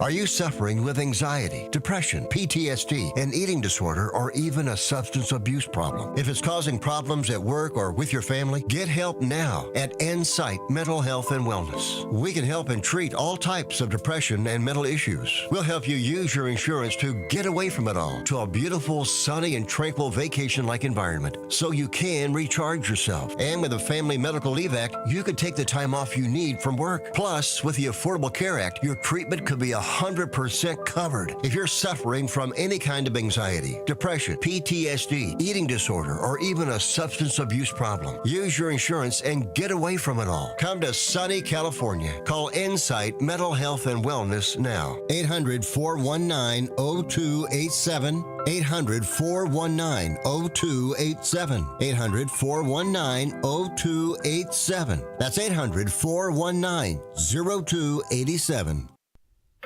Your hometown radio station since 1949. We are WRMN AM 1410, Elgin time, 12 o'clock. Breaking news this hour at townhall.com. I'm Bob Agnew in Washington. Minnesota Governor Tim Walz says former State House Speaker Melissa Hortman and her husband were killed in a politically motivated assassination. A second lawmaker and his wife were shot and wounded. Officials say the suspect is still at large. Today marks the 250th anniversary of the U.S. Army and the annual celebration of Flag Day. The nation's capital will be the site of a major military parade tonight. Military affairs analyst Lieutenant Colonel Robert McGinnis likes the idea. Our armed forces is a critical component to keeping us safe and free, and I think to celebrate and to remind Americans that this is a dangerous world we live in, and we need armed forces. And today also coincides with President Trump's 79th birthday and the annual celebration of Flag Day. President Trump is urging Iran to make a nuclear deal now that Israel has launched strikes against the country's nuclear infrastructure, putting it at a major disadvantage. He calls on Iran to make a deal before the once great Iranian empire is no more. Former U.S. Senator Jim Talent says the U.S. appears to be finished playing a game of cat and mouse with Iran over its nuclear threat. I think this is coming to a head. The mullahs they can't give up the nuclear program. It's the best hope they have for regime survival. And so I think they're running a bluff, and they're hoping that we're going to back down, and I don't believe we will. Talent told the Salem Radio Network it's likely the U.S. has been in talks for some time now with Israel on the need to destroy Iran's nuclear program. As a matter of fact, if I had to guess, I suspect that President Trump and Prime Minister Netanyahu have understood all along that this was something that was going to have to be done. That is former Senator Jim Talent, interviewed this week by the Salem Radio Network. More on these stories at townhall.com. Wesley Financial Group is not a law firm. Hi, I'm Chuck McDowell, the timeshare cancellation guy and founder of Wesley Financial Group, and I want to set the record straight. I am not an attorney. I've never wanted to be an attorney, and the truth is I really don't even like attorneys. If I sound like an attorney, I'll apologize. But what I've learned in my 15 years in the timeshare cancellation business is you don't need to be an attorney to get folks out of their timeshare. At Wesley, we've helped over 40,000 families cancel their timeshare, and I want to share with you how we do it. Just give my office a call. I guarantee if we take you as a client, we'll get you out of your timeshare, or you'll pay nothing. Attorneys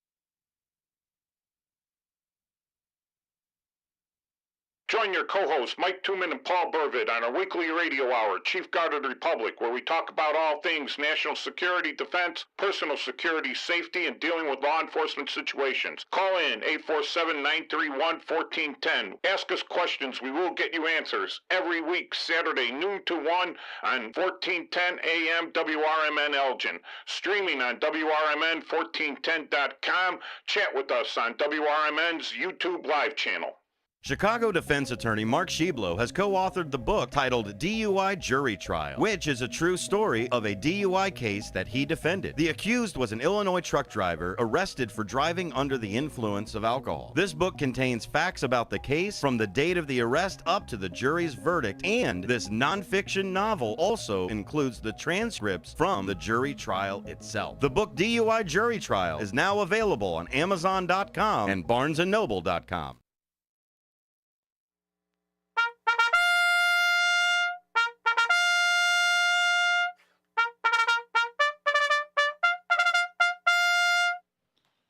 Six Bayonets, comrades.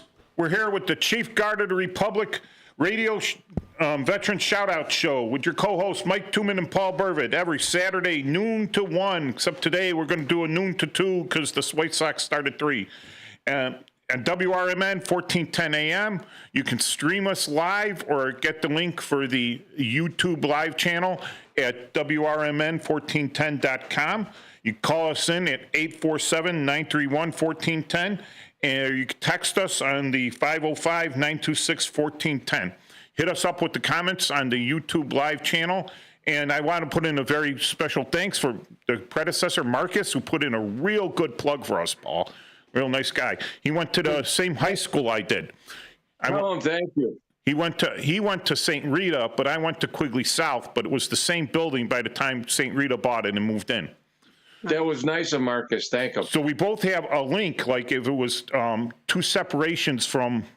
two separations from the Pope, I'd have to say that the Pope Leo XIV was there teaching physics when Marcus was going through St. Rita, when it was the building that I'd gone through as Quigley South. So there's my 2 degrees from the Pope there. 6 degrees of Pope Leo right there. Yes. And so I like happy Flag Day to everyone. Happy Flag Day. The flag is up in the remote studio right here, right behind us. So nice. Happy Flag Day. I got a flag behind me. Happy Army birthday, too. The Army birthday. And we got people walking across the street wearing Burger King. We're in Burger King crowns there. And they're saying, like, no king, no king. So they're getting ready to invade England, I think. Well, we already defeated England. They're a little late to the party, like 250 years. I think we want to move and take England over, too. That would be nice. Move back to the old country, so to say. That would be nice. That was the full intent of the Founding Fathers, I'm sure. Anyway, so the Army's 250th birthday. I was in the Army Reserve Happy birthday to the Army. National Guard and did a lot of active duty tours for 38 years of my life. So that's more than 10% of the existence of the Army, which has been in existence for a quarter of a millennia. That's just really loud.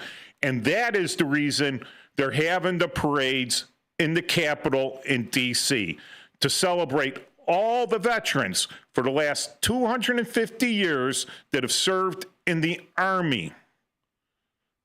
So I think I think it's special. I think a 250th birthday is special. And so now, a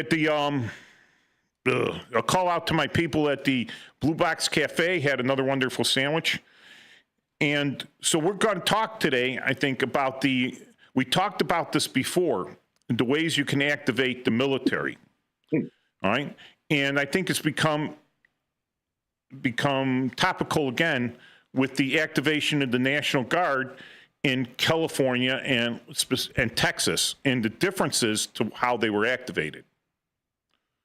So in California, the president called up the National Guard, which is his right to do, and put them to assist law enforcement in enforcing the laws of the nation. So that's over there. ICE was having problems. They were demonstrating against ICE. They were demonstrating against federal buildings and putting these law enforcement officers not only incapable of doing their jobs, but in danger. So he calls up the California National Guard to prevent this, so they can enforce their laws, so they can take people that have violated our laws into custody, which is not what was happening in California at the time.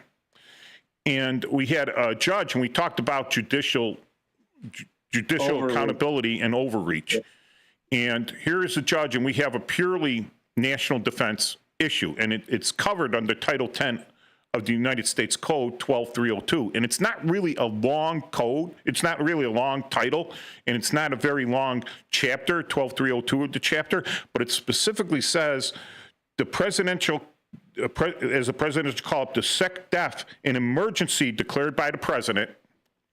And it goes down into saying that to enforce laws. It's not very long. I could pull it up and read it verbatim, but everyone else could pull it up. Yeah. And to have a judge misinterpret that and say that he's got to give it over to the state, when, of course, Title 10 USC 12301 states that he could give it to the state.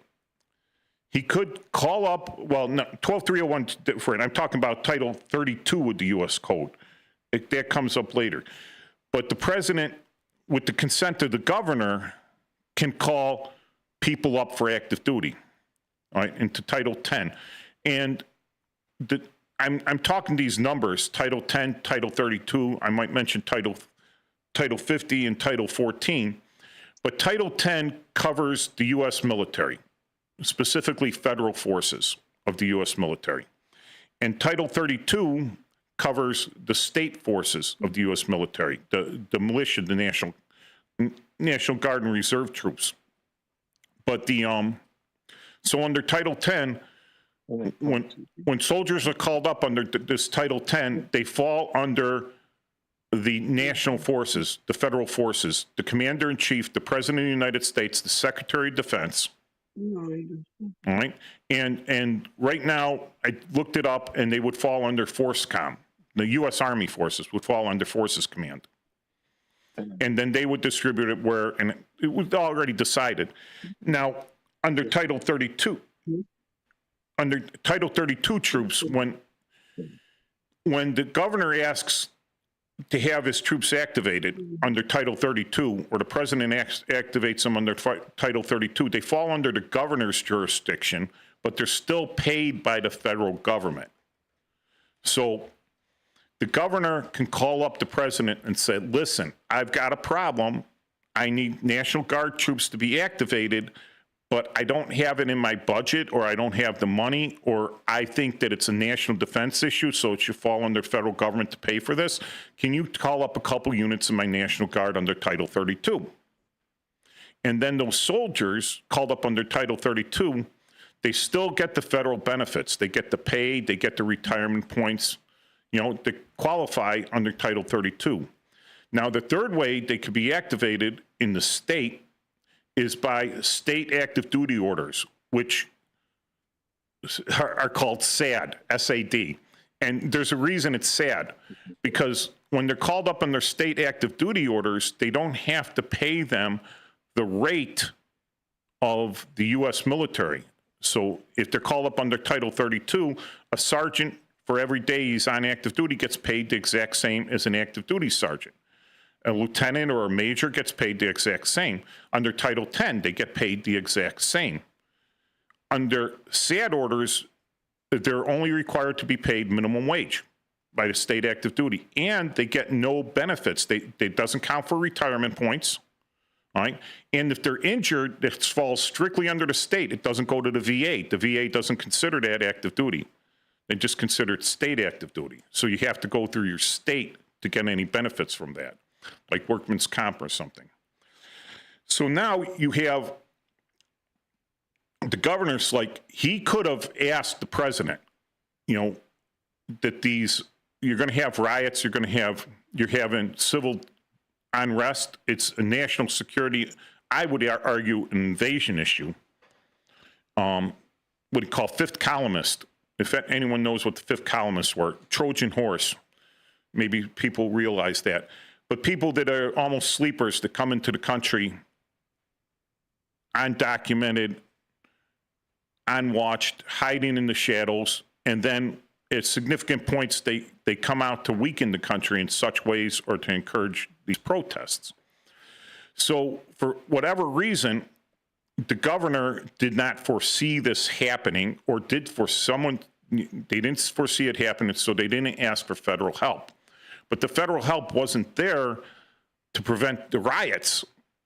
Right? The federal help was there for law enforcement.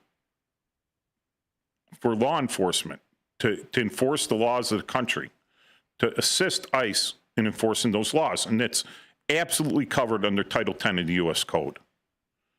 So, Paul, you think that district judge was wrong? I do. And Marla wanted to point out some issues here with Title 10 USC 253. We pulled up the law, and it says interference with state and federal law. The president may authorize use of the militia, armed forces, both or by any other means, for the purpose to suppress insurrection, domestic violence, unlawful combination or conspiracy of it within a state. Yes. And here's another thing. He can also call up, if he wanted to, he could call up Arizona National Guard to go into the state of California to quell any insurrections. But we also have Section 251 of 10, federal aid to state governments in the event of an insurrection against the government in any state. The president may authorize militia of other states at the request of a governor or its legislator to utilize armed force to suppress the insurrection. So it says this section is a statutory exception to the posse comitatus. So you are correct. That's why a few years ago, when the Texas, when they needed help in Texas, that's why they also sent National Guard members from other states down there to assist them. And the thing was that they're considering it a foreign invasion. All right, it was a national thing. And now many people may misunderstand. All right, militia. Militia has been used in the past as a pejoratory term. All right, because everyone considers militia to be associated with ultra right-wing nationalistic ideals. But the militia is in the Constitution, a well-regulated militia. It's in the Second Amendment to the Constitution, and it's a citizen soldier, right? The citizen soldiers. Now, the National Guard developed out of this well-regulated militia. It became the National Guard. Before 1775, when the Army came into existence, the Continental Army, there were state militias. Each state, each one of these colonies had a militia to defend them from the French, Indian tribes, possibly other invaders, the Spanish. So they organized these militias, which later turned into the Guard. Some states still have a militia outside of the Guard that falls under the state, that the state governor has absolute control over, that the federal government does not have control over. So I don't know if California is one of these, right? But that would be, the state calling up their militia to assist them. And normally that's for assisting law enforcement in issues and natural disasters. When you need someone to come in and block the levees, fill sandbags, rescue people with helicopters, they'll have a state militia on there. And they almost mirror the military ranks, but they don't mirror the pay structures either. So militia, as used in a pejoratory term like the Northwest Militia, or people using it as a terrorist organization, the militia is the citizen soldier defending the country. And is there a legal term, definition for militia? Well, it would be a group of people that are together for the common purpose of defense. Okay. Yep. So I mean, it could be a formal organization, or it could be a loosely based organization. You know, that's kind of how the Texas Rangers formed, and then became their version of the state police.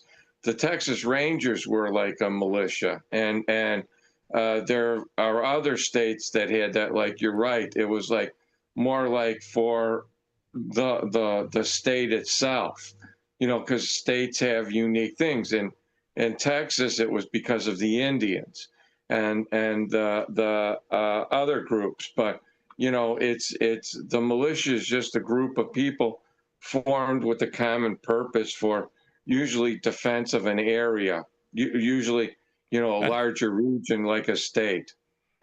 Yeah. So them coming together, you know, when we have requiring a well-regulated militia comes under the National Guard. And the National Guard, for the most part, the National Guard Bureau is funded by federal dollars. It's not like all the states collect up money and, you know, fund the National Guard Bureau. I guess in a way, through taxes and everything, the National Guard Bureau is funded through the states, through the population. But it's not like the state collects taxes and then the national government has a per capita on the state. I know in like the American Legion and the Knights of Columbus, we have like a per capita. So we have our local council or our local post, you know, and we collect membership. And then national has a per capita on that, and they say, oh, we want so much money per each of your members so we can maintain the national thing.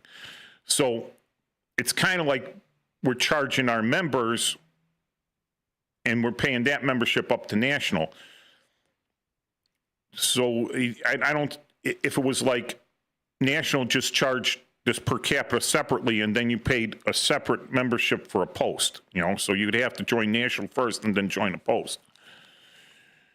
So with all the federal funding, and this is a thing where the federal government has the states kind of by the throat on this, is if you don't comply with the federal request, you know, to activate the federal troops, you know, the governor says, well, he anticipates, if he anticipates the president, the federal government calling up his state National Guard, he could put his state National Guard on SAD orders, the state active duty orders, and that supersedes the president's right to activate them because they're already activated for a state. The state emergency comes first in that case. And that would prevent it from happening, but as soon as they did that, then the president and the Department of Defense and Secretary of Defense would rightfully be able to say, well, if we can't use you federally, there's no reason for us to fund you. And that's a lot of funding. That's a lot of money. That's a lot of trickle-down money. That's a lot of soldiers left out in the cold. That you're in the National Guard for 15 years and suddenly you lose the funding, so you can't get paid on active duty orders. You can't go on active duty. You have to transfer to another state guard if they'll have you, or transfer to the Army Reserve if they'll have you, if there's a slot for you, if there's a vacancy. And that's all at the whim of the governor on that. And of course the state legislature, because it's possible that the governor says, you know, I don't want you, you know, he says, I'm not going to ask for the troops, and the federal government's not offering them, but then the state legislature overrides the governor and says, we're going to ask for the troops. You know, don't put it past some of these governors to do that, though. Oh, I mean that would be, you know, they spend, you know, we saw some things. There's some things out there that say that these folks in California were paid, you know, $6,000 to $12,000 a week. There's ads on Craigslist and stuff like that. So, you know, somebody's funding this big time, and you know, don't put it past them. They had thought this out or hired people that knew stuff that would allow them to do exactly what you're saying. You know, try to block their guys in from being able to, and they don't care about the soldiers that are out there. Though some of these governors could care less about that. So let me kind of like put this in a parable, not to be biblical or something. I'm the mayor of a city, let's say a small village, right? And I got elected because I own the #1 window installing company in the county, right? I install windows, right?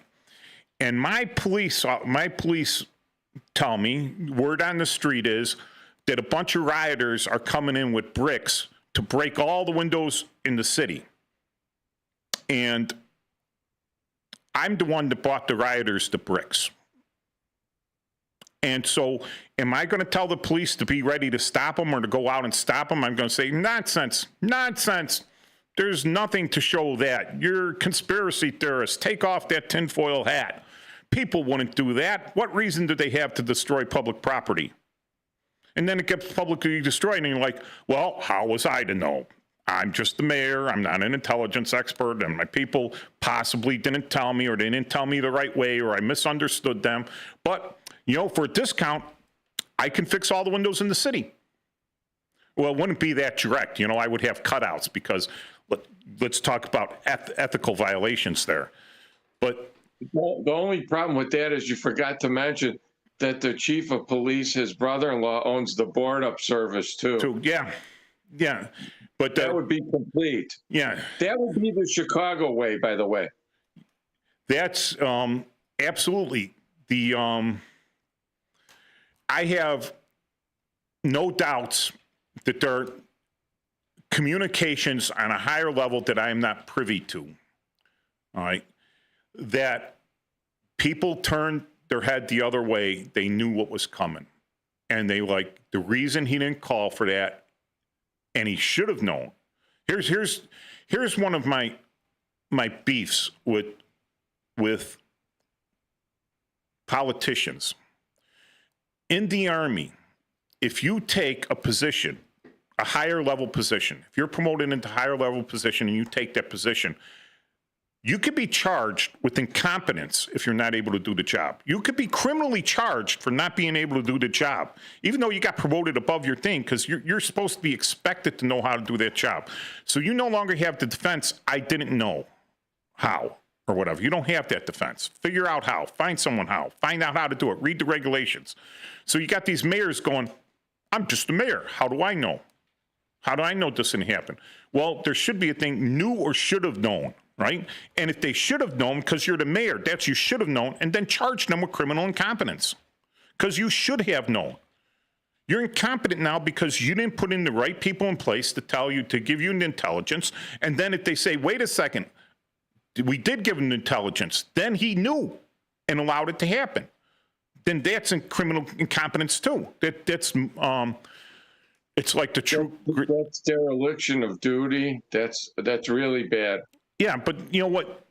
It gets up to these high levels, and all I got to say is, like, on the department I used to work at, not all the bosses, but a considerable amount of bosses, all went to the same AA meetings. Now, I'm not saying AA is a bad organization, but these guys all went to the same AA meetings, and they all had dirt on each other. So he says, hey, you pull up dirt on me, I'll pull up dirt on you. Mutual defense, the nuclear option, right? Mutual destruction. So you got the people there, and it's just like, I've got mutual destruction on you, so I'm going to do whatever I want because you're complicit in this too. But all of a sudden, a non-complicit actor comes in and says, I'm not putting up with any of your nonsense. We're just going to stop this right now. They have... the spin is unbelievable. All right, so we're going to break. We're going to come back, and I hope I'm not ranting too much, but Happy King's Day. I love my king. He's up in heaven. He's the one king. And if we have a day for him, that's awesome.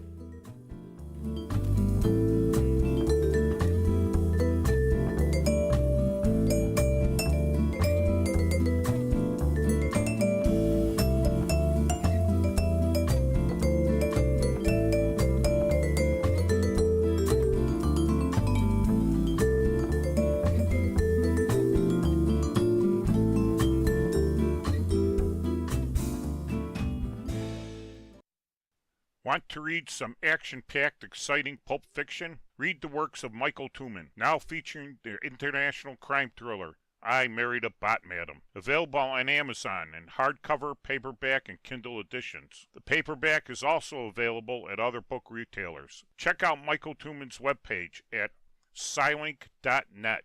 That's Papa Sierra Yankee Lima India November Kilo dot November Echo Tango. Do you own an annuity, either fixed rate, indexed, or variable? Are you paying high fees and getting low returns? If so, Annuity General would like you to have this free book to learn the pitfalls and mistakes of buying an annuity. The Annuity Do's and Don'ts for Baby Boomers contains the little-known truths about annuities, like how to help reduce your fees and increase retirement income. And it's free. That's right, free. As a bonus, we'll also throw in a free annuity rate report just for calling. We researched over 1,000 annuities and summarized rates and benefits from financially strong insurers. You get Annuity Do's and Don'ts for Baby Boomers and the Annuity Rate Report, both absolutely free for calling Annuity General today. Hurry, supplies are limited. Call now.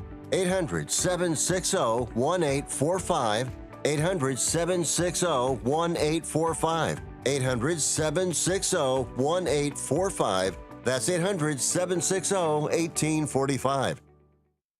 Get ready for Around the House every Saturday night from 5 to 7 p.m. on WRMN AM 1410. If you're a homeowner or contractor looking to tackle those projects that feel a bit too big, this is the show for you. Join Eric along with his knowledgeable guests as they dive deep into everything from DIY renovations to creating a healthy home environment. We'll provide you with the tools and tips you need to complete your projects with confidence and ease. But it's not all work and no play. We believe in having fun. Our passion for home improvement shines through as we help you save time, money, and reduce the stress of DIY. So whether you're a seasoned pro or just starting out, don't miss Around the House. Tune in every Saturday night and let's tackle those home projects together. Most people out here think that taking care of one another is important. And most people would step up for a neighbor going through a tough time.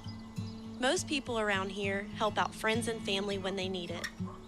But the funny thing is, most of us won't look for help when we need it. If you're struggling with mental health, you should know that there are resources out there that can help. And it's okay to talk about it if you need to. One place to get started with information is loveyourmindtoday.org. Loveyourmindtoday.org offers a range of guides, instructions, and insights for dealing with difficult situations or getting through a tough time. If you're struggling with mental health, get the help you need, because most people out here really care. Visit loveyourmindtoday.org. That's loveyourmindtoday.org. Brought to you by the Huntsman Mental Health Institute and the Ad Council. Join your co-hosts Mike Tooman and Paul Burvitt on our weekly radio hour, Chief Guard of the Republic, where we talk about all things national security, defense, personal security, safety, and dealing with law enforcement situations. Call in 847-931-1410. Ask us questions. We will get you answers. Every week, Saturday, noon to 1 on 1410 AM WRMN Elgin. Streaming on WRMN1410.com. Chat with us on WRMN's YouTube live channel.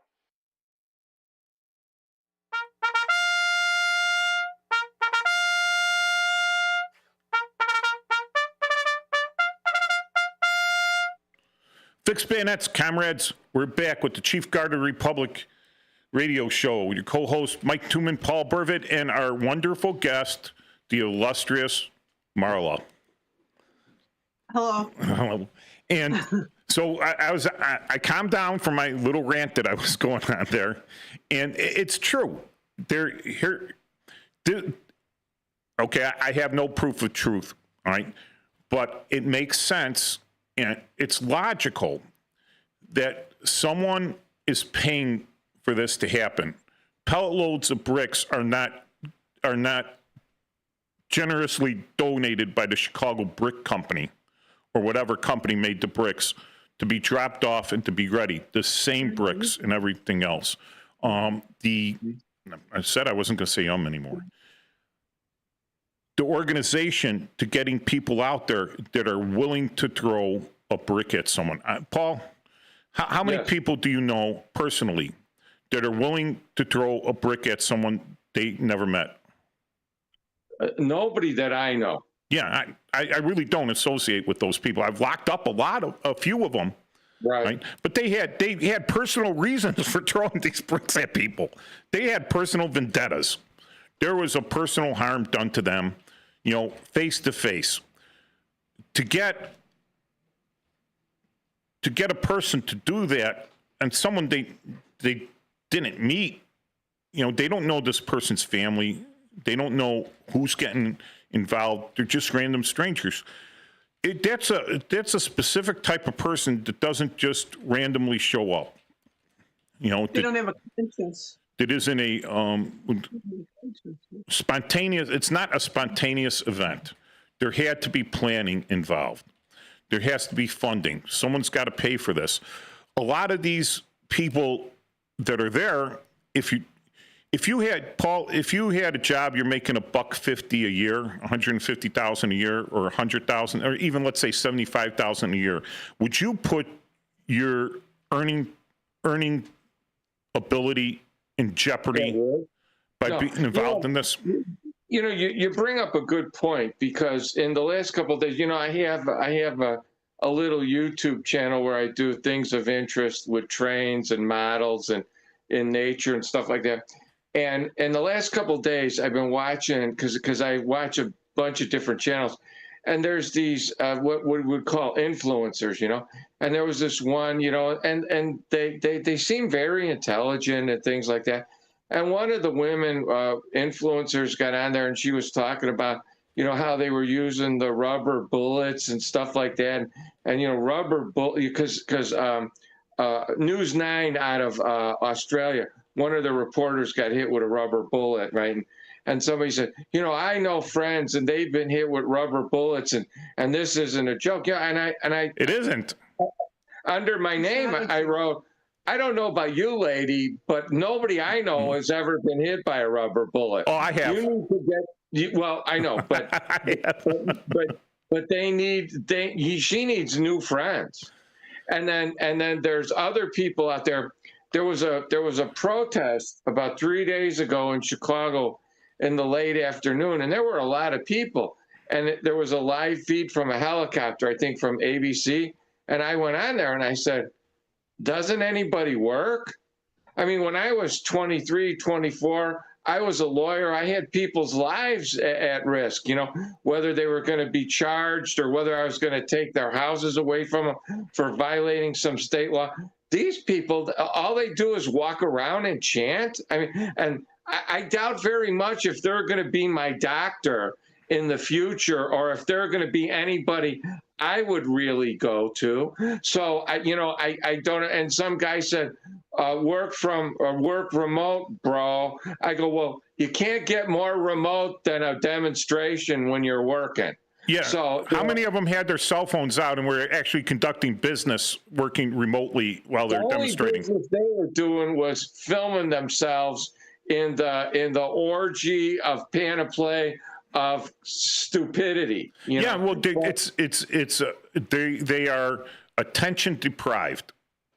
All right. So right. They want attention. You might be right. And they look for trouble because they enjoy it. The other thing that comes out, and I've read a lot of Russian authors, and one of the great ones is Eugene Onegin by Pushkin, Alexander Pushkin.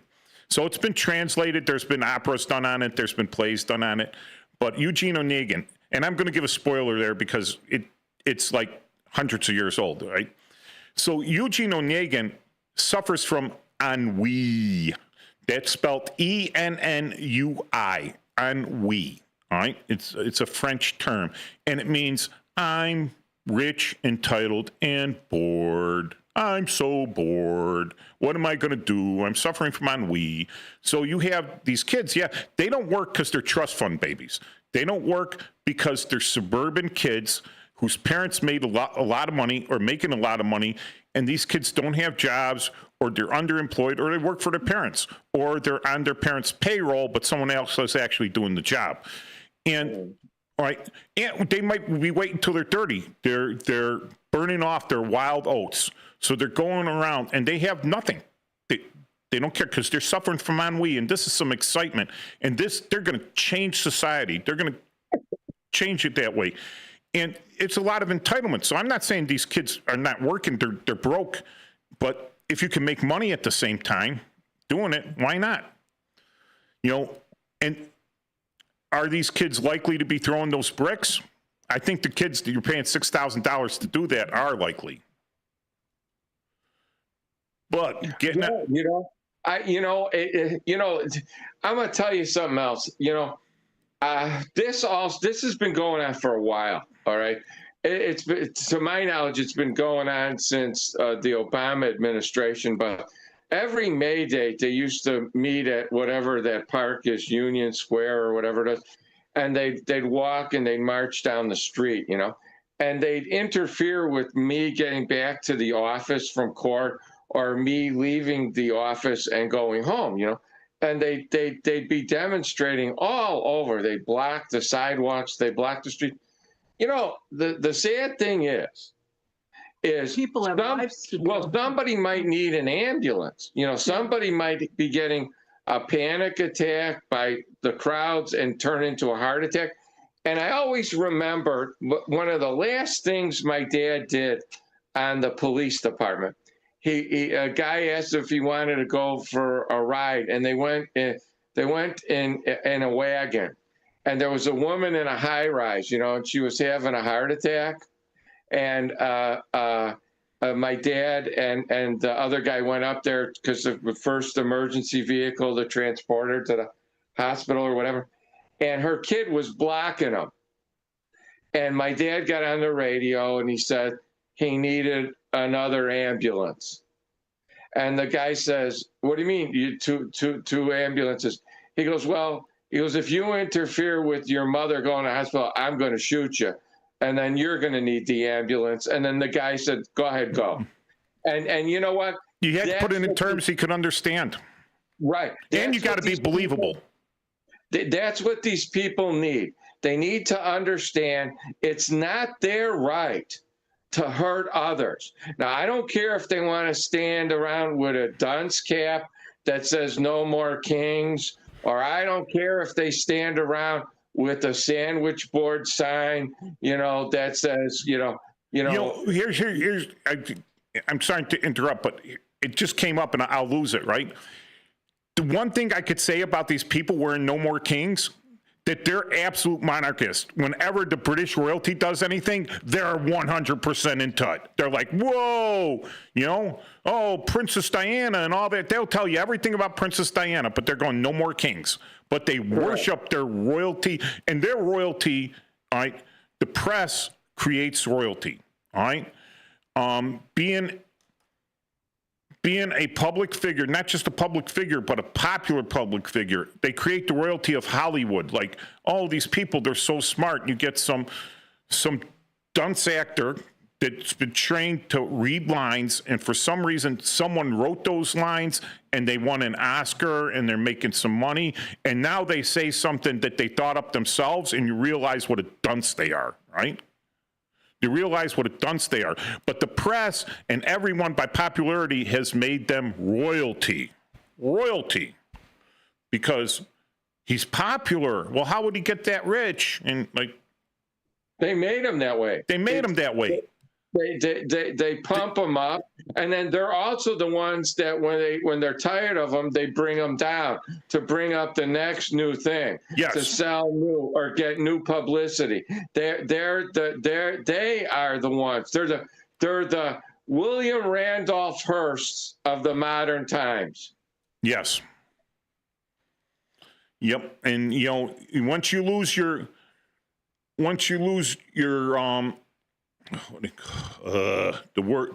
ethics and grounding and your responsibility to the public. Once you lose your relevance, your total relevance, then you got to do crazy things to try to get your relevance back. And they don't get the relevance back through going more conservative, because that's too difficult for them. But it's really easy to go more left. Radical. Right? Radical. More radical. The words, people, liberal, all right, or conservative, all right. There's good things about liberalism. All right. You want to have, my daughter's going to get on me for, all right. You got to have a human compassion that's there. It's not, of course we have personal responsibility. You have personal responsibility for your own actions. There are some things that overwhelm that. There is that middle, there's that crossover from personal responsibility and human compassion. All right, there's that area there. So when you it's called moral decency, is what it's called. Moral decency. That's right. But that could be contradictory to conservatism. Right? That is true. All right. And liberalism, the moral decency could be contradictory to liberalism, because if you were robbing a guy that worked hard his whole life, right? Robbing some guy works hard his whole life and everything, to give it to someone who's just laid there because you feel compassionate for them because they haven't helped themselves, where they're fully capable of doing it, that again it's contradictory to the moral decency. Everything. So, I was just, we'll talk about the groups out there, because I think we're on a little bit of tangent, but I just watched for the 100th time, the 100th different remake of the, Jesus Christ is King. Yeah, there we go. All right, guys walking around with no kings. Amen to that. Amen. I say amen, brother. Amen. And anyway, so, oh man, they just drew me for a loop there. So I was watching the 100th time remake of The Count of Monte Cristo. All right? The Count of Monte Cristo.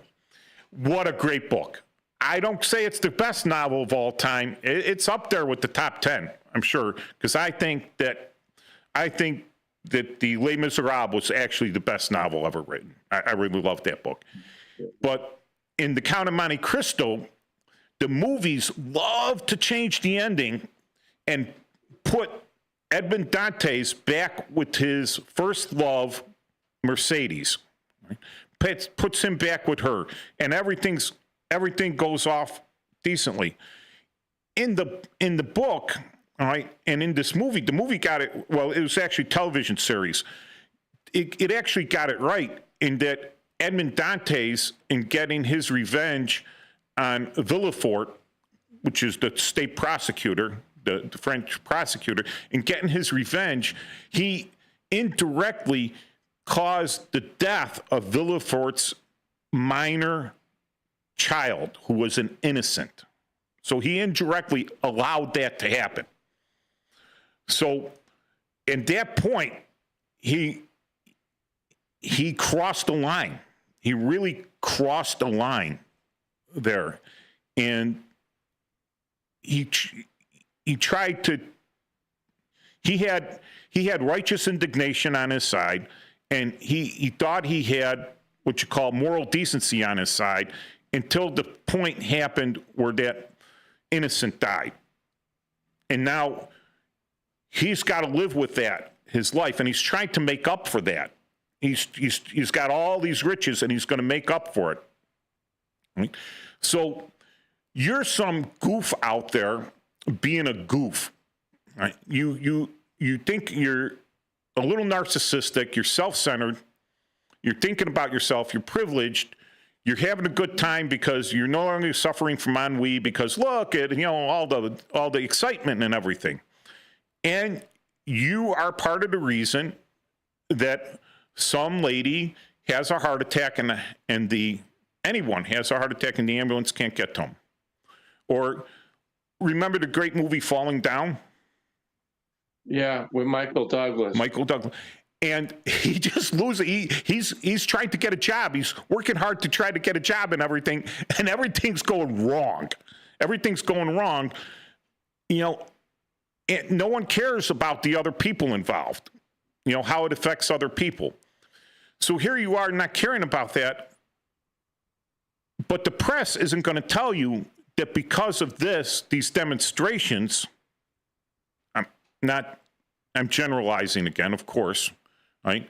Because of these demonstrations, these people likely suffered catastrophic consequences that were innocents, not involved. And they don't put I was watching the recent riots in Los Angeles, and I watch a couple of different feeds, like Agenda Free, JLR, AXN, and a couple of them I got to see local reporters. The outside journalists were filming local reporters. And one of the Hispanic local reporters said one of the best things. She said, you know what's really sad?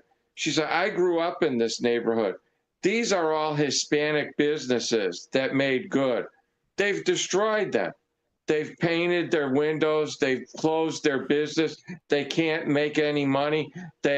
So in an effort to clothe ourselves in the revolutionary Hispanic Mexican flag and our riotous situation, we've hurt our people who came here legally and made it well. And we've just ruined them. And that, to me, is traitorous. Well, that's good. At least she's broadcasting that, because now these guys are now. We know sociopaths don't care about anyone else, so you could broadcast them. You could sit there all day, right, and show them the human suffering consequences of their action. They won't shed a tear. They won't blink. They will yawn. But how does that affect me? That's the way some people are. But that I can't believe that's the majority. That's a lot of people in the United States. I can't have that little faith in humanity that there's that many people there, because I would never leave my house. Well, you got more faith than I have. When I see waves and waves of these people riding by, I mean, I watched them. They took over the 101 expressway. They're using this scam of a scooter to destroy squad cars. And then there was one, I think it was the second night, I was telling Marla that I was watching the horse police. And, at first I thought that they were going to take the horses to arrest, and they formed up in a park. And then they went on Cesar Chavez Drive and Spring Street. And then all of a sudden, a bunch of squad cars came. So they weren't exactly the riot police, although they did have riot helmets on and clubs. And they were going to clear a street. And then the horses went with them. And, they didn't leave anybody to protect their cars. And you know what happened? Their cars got wrecked. They slashed them. They busted the windows. You know what? That's incompetence of command. That's incompetence of command and leadership. But the people that did that, they're subversive. Yes.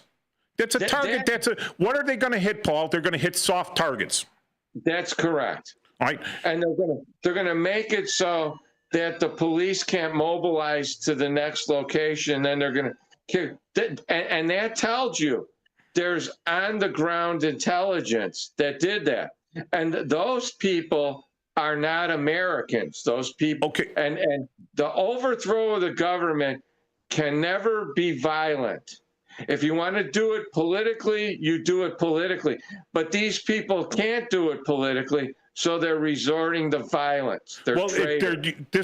Every riot is a psychological operation action. Psychological operations are a form of warfare. All right. So psychological operations, in Birchgold, they did it. I was at the Birchgold Bridge riots back in the 90s when we're in Bosnia. And they were absolutely 100% organized. They bust people in. They had it ready to go, right? And they had people with radios there controlling the crowd. In the after-action review, I'm telling the colonel, I says, I don't care if no one has film in their cameras. You need guys out there with cameras acting like they're taking pictures of these guys, because you don't want them to be anonymous anymore. You want them to know that we know who you are, we know what you're doing, we know you're in charge, and we're going to backtrack you. the guy that they got handing out the masks and everything, he's got to be as simple as Forrest Gump, all right? He's got to be one simple guy that can't remember names or anything else, because I would squeeze him for all of his connections. I would backtrack that guy. I would backtrack the money. I would have a link matrix diagram, little yarn going on the fence, pointing back to the one guy, and having enough, circumstantial information, enough logical trail to put that guy in prison and to seize all of his assets. You think that's going to happen? Federally now, maybe, but now locally, it might take some time. You know, you start doing that, and now you're doing a thing called a counterattack. Well, I'll tell you this, and I don't want to get to be political, but I think 99% of the people from January 6th were charged with misdemeanors, and some of them were in jail for almost 4 years. I think it would be appropriate to do the same thing, charge the same type of misdemeanors with these people and leave them in federal custody for about 4 years before we hear their cases. All right, but they got the whole power of the press behind them. And when we come back, we got like 2 minutes left for this half of our show. We're going to talk more about this. I like this tangent that we're getting on, and if I'm being too political, let me know. I'm not trying to mention political parties here or which side I'm on. I'm just mentioning what I believe is right from wrong. And if you could see a good reason for this so-called rioting, an absolute legit reason for it, that you could tell me where it's within the constitutional, within the constitutional that this is allowed to happen, I'm all with you. Please call up, but be polite. I'm not going to swear at you. I'm not going to call you names. Be polite, and we'll discuss it. You call in here at 847-931-1410 if you don't want your voice to be heard, because, you know, sometimes they could track you by your voice. You know, you could send us a text at 505-926-1410. Use your burner phone. And text us in. Or you could just go through your, what do you call it, You know what? I just thought about something. We've got it all wrong. All those fires were just smoke signals, so they couldn't be tracked. Yeah. You can also hit us up with the comments on the YouTube live channel. And, you know, you could always use they're constantly trying to sell it to you for your web browsing to protect you. VPN? VPN, your virtual private network. Yeah, they'll never find you. Yeah, use the alias account that you created. Yeah, and the VPN. Right. And your neighbor's Wi-Fi. That's right. And route it through Moscow. Yep.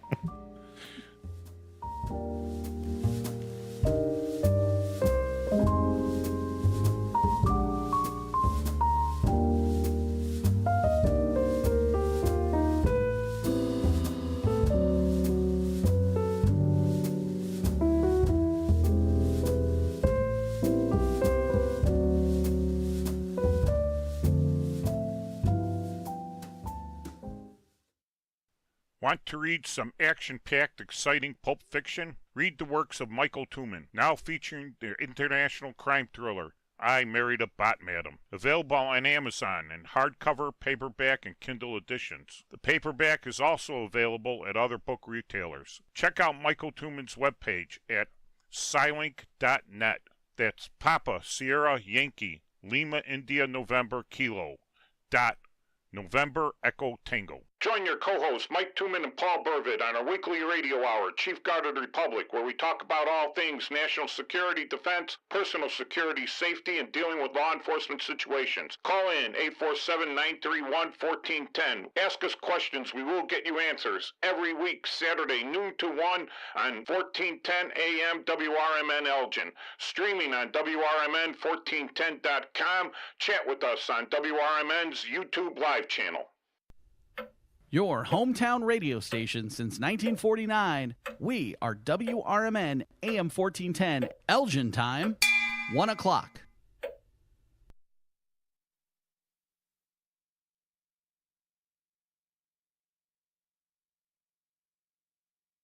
the new home of the Chicago White Sox in the Fox River Valley. You're listening to WRMN 1410 AM, Elgin, Illinois.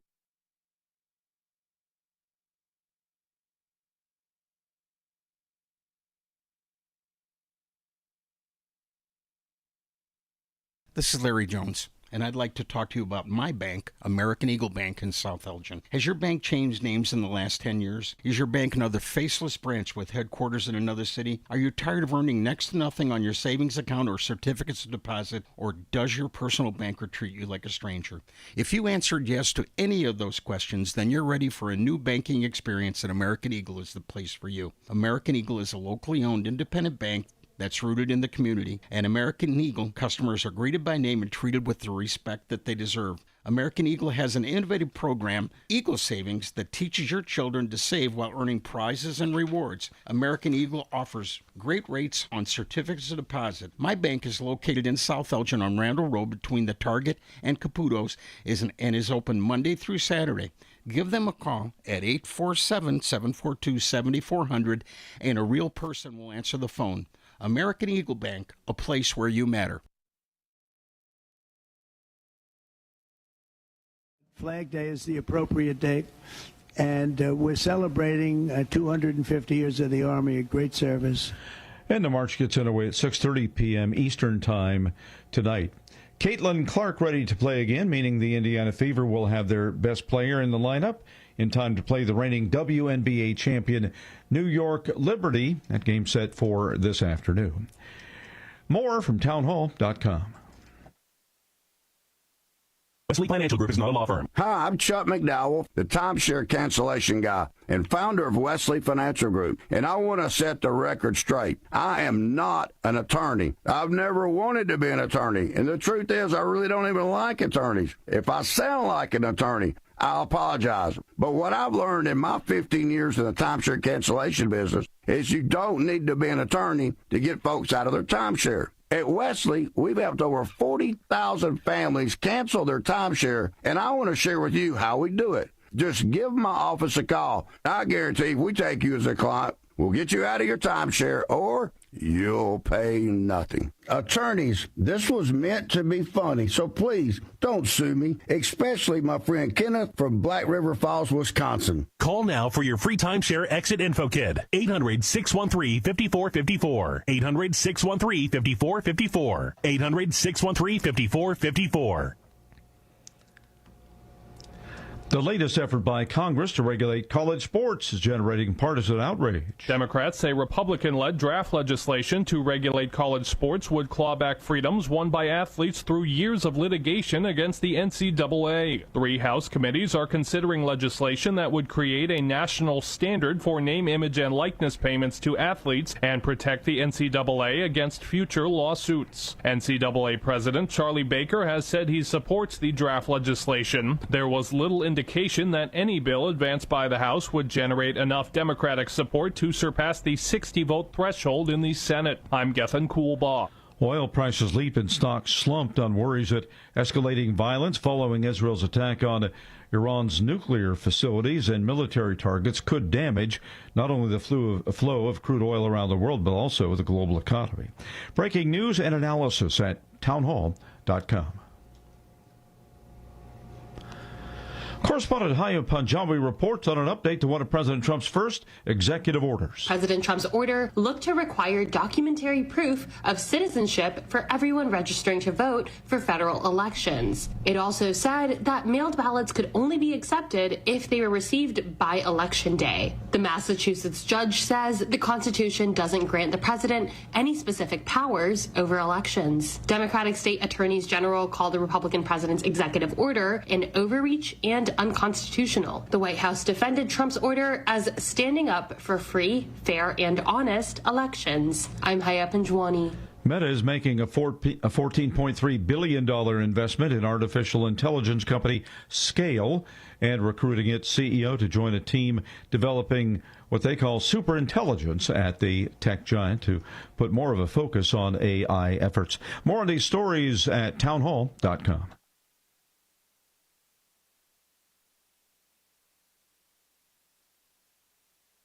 Disaster strikes, flood or fire, every second counts. At Emergency Construction Group, they specialize in immediate response and same-day service for any residential, commercial, or industrial emergency across the Chicagoland area. With over 30 years of experience, they've got the expertise, manpower, and equipment to handle any size loss fast. They follow strict IICRC guidelines to restore your property the right way, the first time. Their team values transparency, constant communication, and strong ethical standards because your peace of mind matters. Licensed, bonded, and insured, they're here for you 24/7, 365 days a year. Call 855-4ECG now. That's 855-432-4669. Or visit their website at emergencyconstructiongroup.com and let Emergency Construction Group put your life back together one step at a time. That's Emergency Construction Group. Your satisfaction is their passion.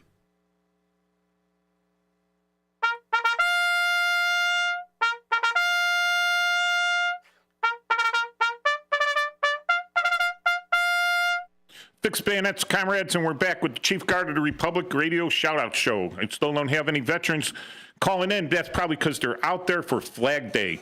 You know, it's a very important day because we really, I'm not saying give reverence to the flag, we give a lot of respect to the flag.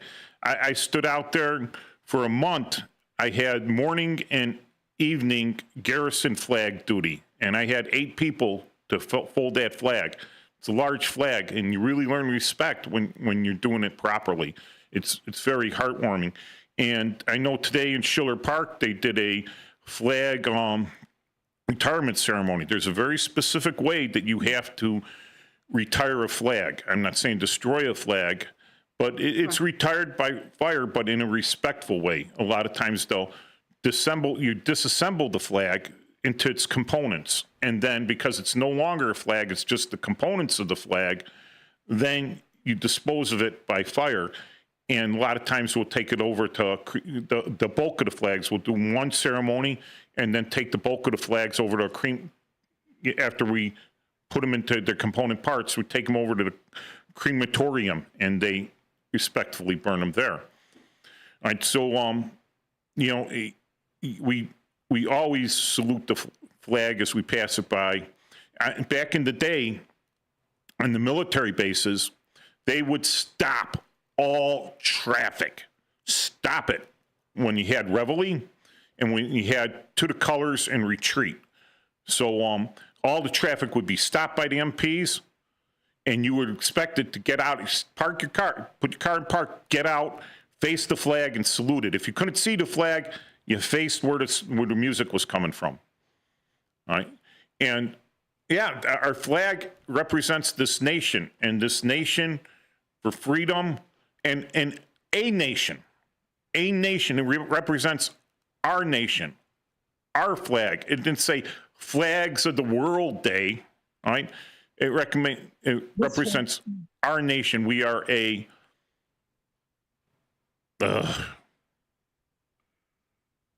sovereign nation, all right? Sovereign nation willing to protect its borders.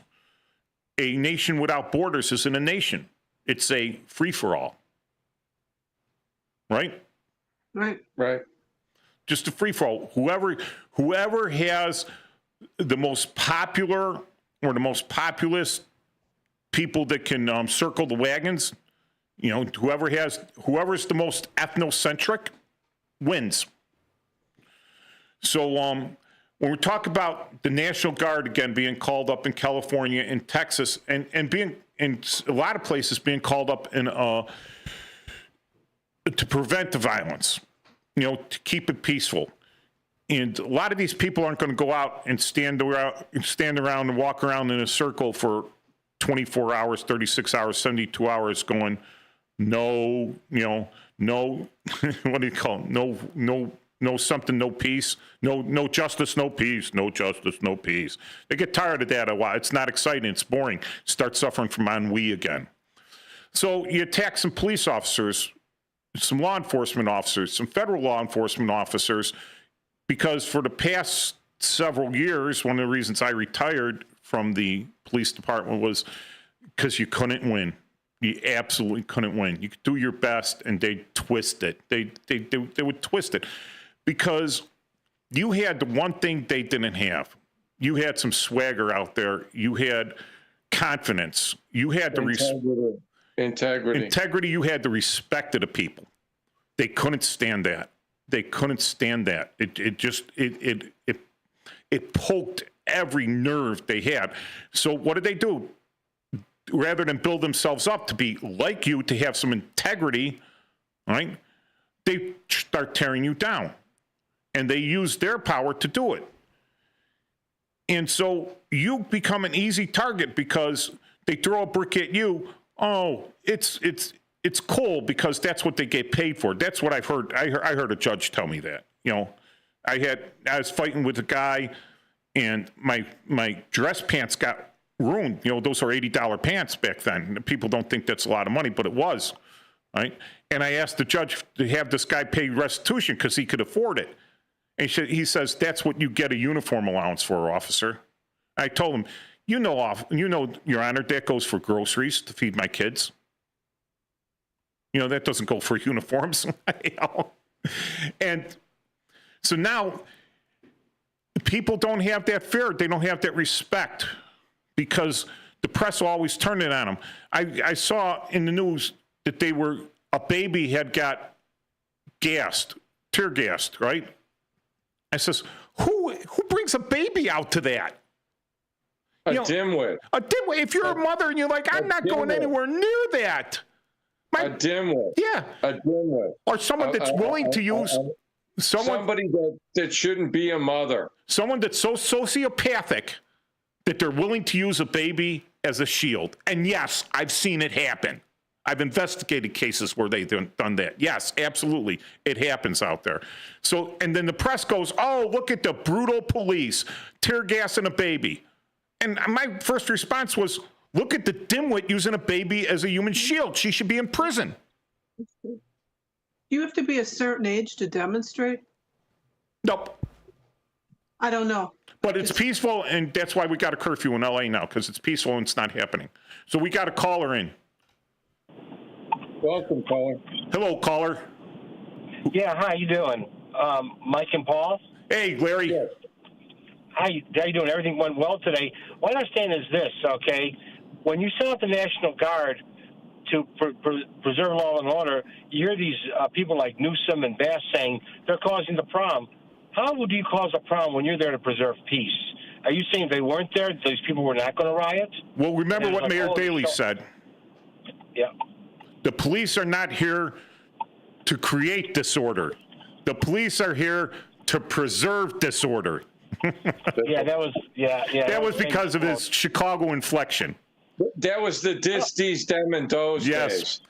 But, okay, so when you look at something like that and you're a logical person and you're wondering how everything in the law is based on reasonableness, isn't that, Paul? It is. All right. So would a reasonable person do this? Would a reasonable person believe that?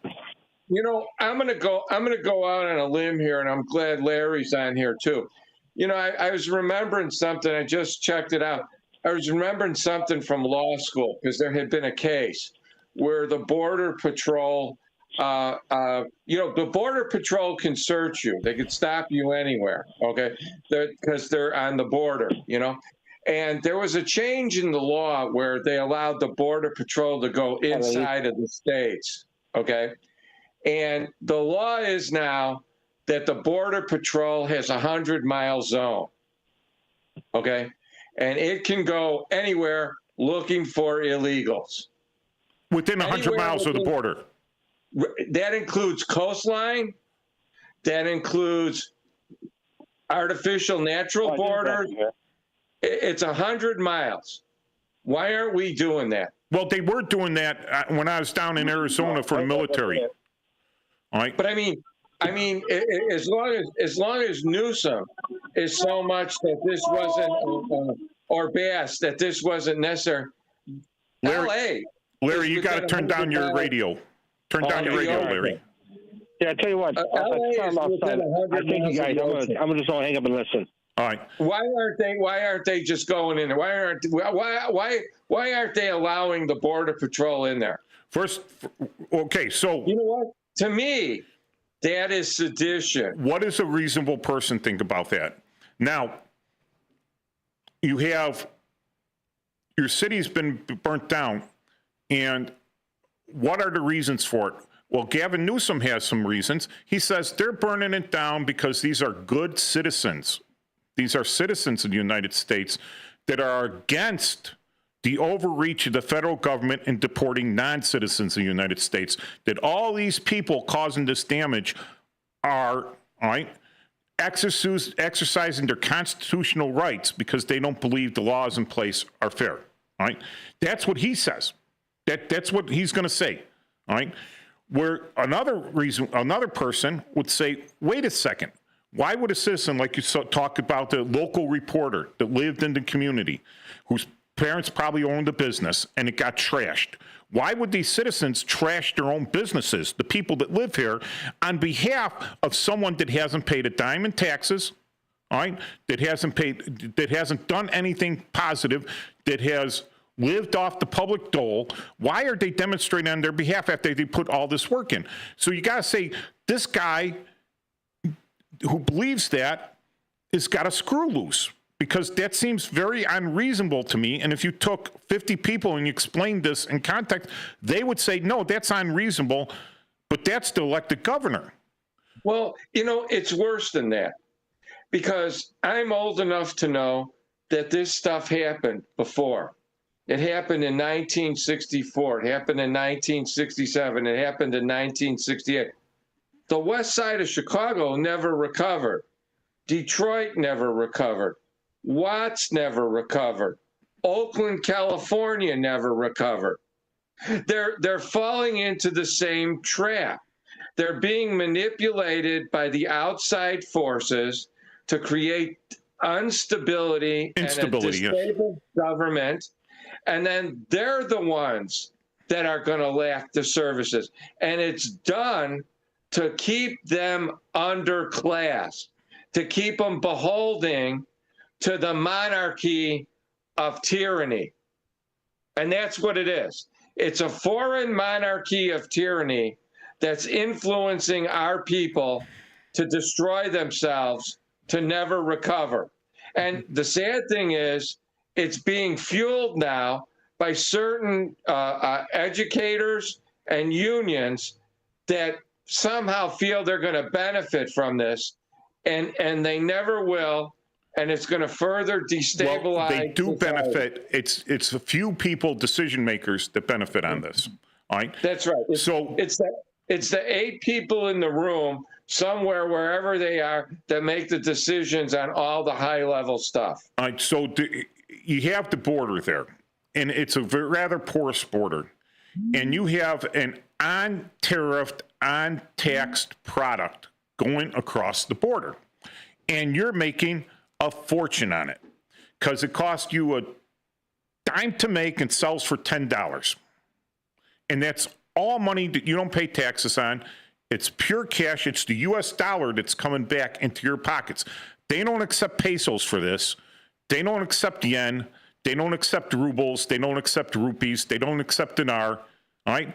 They don't accept the pound. They don't accept the franc. They don't maybe the euro, maybe. But how many euros are coming through the U.S.?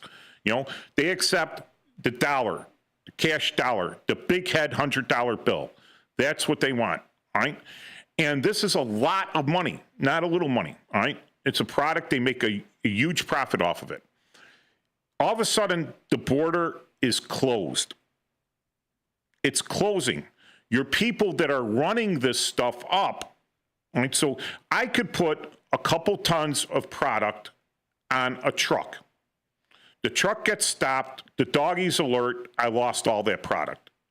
Or I could put 10 pounds of product on 1,000 people, and if 100 of them get caught, I only lost 1,000 pounds, right? Mm-hmm. Well, the rest of it gets through. And the money comes back to me. A point of this is if you look at the gut trucks All right, the roach coaches that go out there, these guys go out and they lease that roach coach with all the food in it. They pay the money for a certain day, and then at the end of the day, whatever they make in profit above that lease is their money. Again, that's a cash business. But who's really making the profit off that? The guy selling everything, retail, to the construction workers and everything else. I mean, they're providing a service, a food service, but the guy leasing these trucks out with all the food already on them, he's making a bundle. You got people on the street corners now selling candy, right? These ladies selling candy usually have the papoose on their back, and they got the candy. Well, who's making the money out of it? Well, they're not, because they buy that box of candy from one person that drops them off at that corner. That's their corner. They protect it. The guy selling the candy to them is making all those profits. So you go back there, and there is the cartels making huge amounts of profit, and they're highly defensive of it. But our country, you got to bribe at a higher level, and you got to we don't like it when it's open and notorious. You have to try to hide it a bit. Just a little bit. Try to hide it a bit. Anywhere else in this world, it's open and notorious. It's open and notorious, and it's understood, and no one goes to prison for it, all right? Unless they stop paying, and the person gets some intestinal fortitude and goes after the people that stop paying them. All right, gets them before they get him. But if you don't think this cash is crossing the border and influencing people to not enforce the laws, then you haven't been around. You're in a bubble.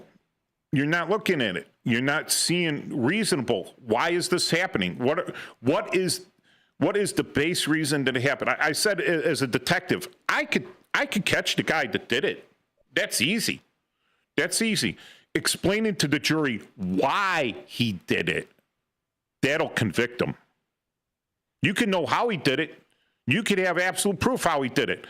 All you got to do is tell the jury why he did it, and you'll convict him. Right? Why bribes are being paid? To keep the border open. Simple. What's the simplest reason? Occam's razor. They're bribing because they want people to have a better life. One of the ways they have a better life is these cartels were protecting themselves by being the central social work of the area. So they built villages for the people. They surrounded themselves with human shields, spending a percentage of their wealth to do that. But when that cartel guy's gone, is the other guy going to do it? And why don't they, my question is, why don't they build a better world down there? You got all this wealth. Why not diversify? Paul, why don't they diversify their drug money into manufacturing? Because that would be too complicated for them. I know. They would have to put some effort into it. What they got is the easiest thing in the world. They got a junkie that wants their chunk. They'll pay anything for it. They get them. It's easy. It's easy.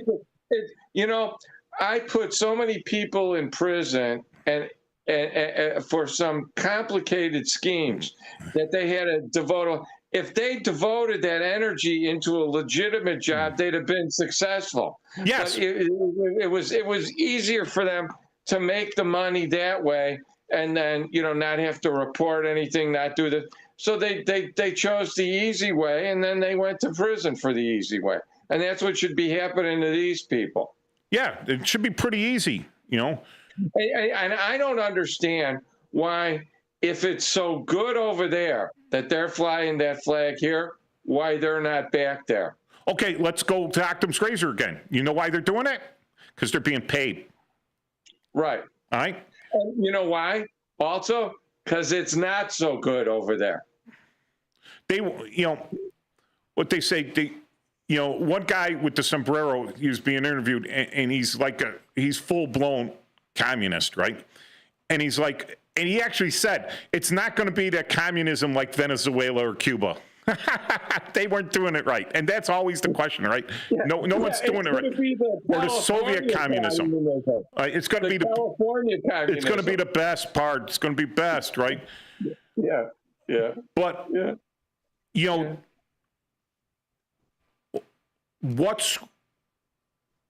you know, fix your backyard first before you start mowing someone else's lawn. Well, not only that, don't bring your termites and bugs with you when you go to somebody else's lawn. Well, don't bring the vermin with you. Don't bring the bad part of what you left with you. Assimilate. If you want to come here and follow the rules, bring the best part of you. That's right. Don't bring the baggage with you. I'm all about multiculturalism. I like people have culture, right? I like that culture, and I'll pick and choose what I like as opposed to what I don't like, because I don't like, throwing people off of pyramids and cutting their hearts out, and then, I don't like that stuff. That's not right. Exactly, with their heads and stuff. Yeah, I don't like that stuff. But there's culture, there's art, there's education. Even if the people aren't engineers, they're not, doctors, they're not electricians, chemists, people that can produce something, or people that can really do sales or run a public service company or anything like that. Those things, if they're artists and they bring art and they work and they create joy for others. They create joy for others. A sense of purpose and a sense of achieving things, to try to do a good job and take. What you're talking about is cultural enrichment. Yes, enrich the culture. If you have a good part of your culture, bring it, enrich it. Or maybe it's a niche market where there's a few people that haven't seen that. I mean, we're in Chicago. Chicago's not littered with Lithuanian restaurants, right? It should be. It should be. There's a lot of Lithuanians, right? But we have a little bit there. So it's a niche market, right? And we got a couple great places. I'll mention one, the Grand Dukes. Always like that place, right? And there you go. And the Vilnius Cafe across the street, which has stuff you could take home. Yeah. So, but don't come up here, right, to overthrow our government, to put in a government you think is good. And the reason, why they won't overthrow their government down there with communism? Because the cartels will wipe out the communists. Right. They don't want them in. They don't want a strong, centralized federal government that'll come in and say, we don't care about your cartels. We're just going to machine gun you all down, men, women, and children. We don't care if you use them as human shields.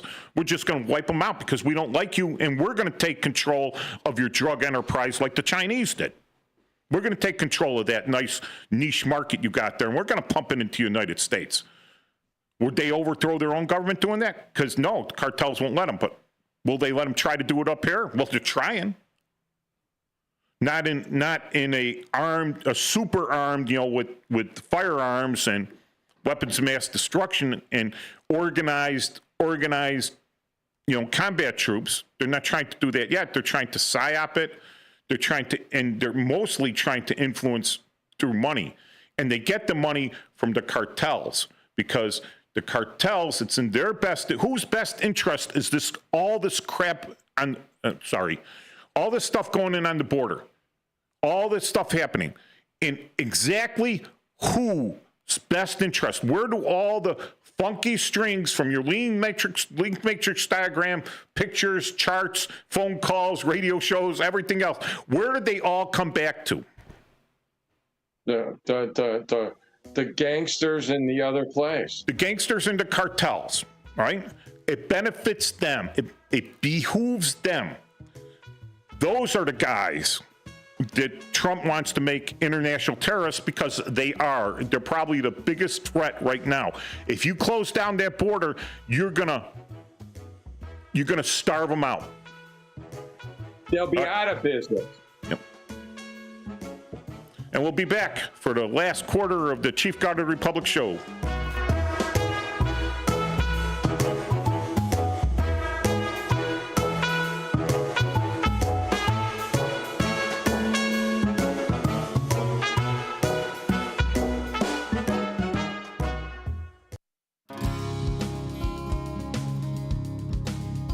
Here on WRMN AM 1410, we like to keep you informed and in tune to what's happening here in the Fox River Valley and what's going on here on WRMN.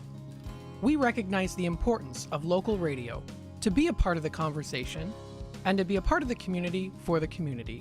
You know, we talked about the importance of community theater, but supporting community radio is a big deal too. And, you know, for WRMN, this is a really cool thing that you guys do every day. And a really important thing, you have to have a local media outlet to talk about what's going on in your town. So you guys do a nice job. Tune in to AM 1410, WRMN. Don't forget, you can also subscribe to our YouTube channel at youtube.com/WRMN Radio. Keep in tune and informed on what's happening here in the Fox River Valley, right here on WRMN.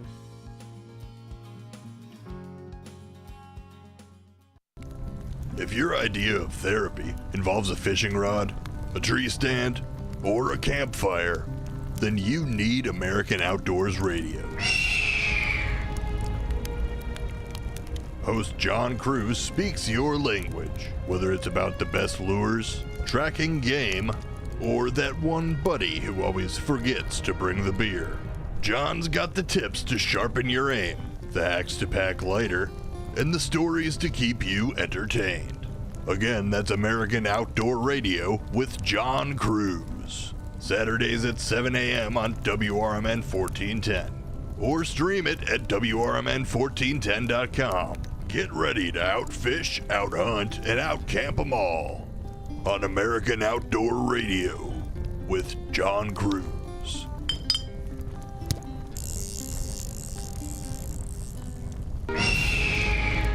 My mom has taken up going to the park to practice yoga. My dad's going to a club, but not a book club, a salsa club. Finding new hobbies comes with age. My mom has started getting lost and not knowing where she's going.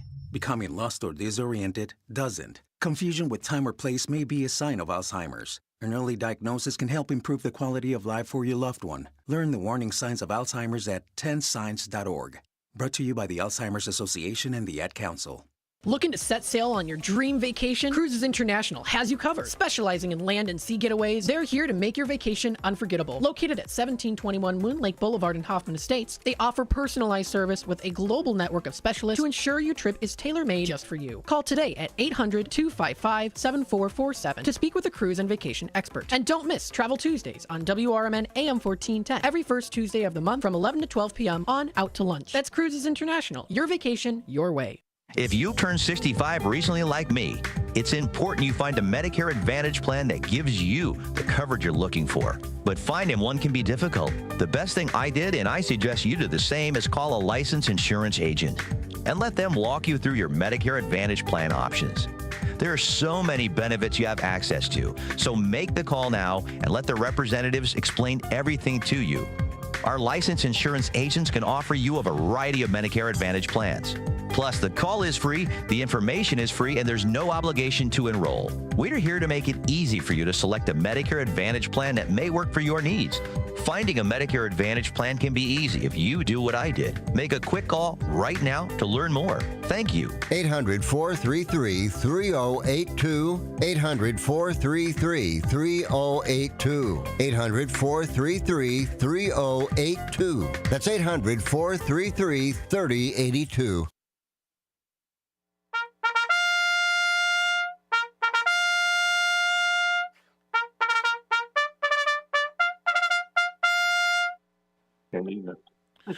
Fix bayonets, comrades. We're here to defend the King, the one King, Jesus Christ, who's up in heaven. Amen. Amen. That's my. I'm sorry. I'm Knight of Columbus. I self-admitted. You can look on my webpage. All right. I'm a Roman Catholic Knight of Columbus, and I'm not preaching so much the gospel, although I read the gospel, but I have to say that. And yes, it is in mockery of King's Day because he's freely elected by popular vote and by the Electoral College that was specifically designed to protect the Republic. So was there ever a republic run by a king, Paul? No, not really. They call them empires, didn't they? There might be a democracy run by a king, but there are no republics. There was a democracy run by a king, and that king was elected. That's Poland. Poland elected their kings, right? And they were a democracy, but they had a problem, all right? They had a problem called Librum Veto. That's where one of the nobility, because, well, you didn't have the working class, you still had the nobility in charge, and the noble titles were dished out by the kings, right?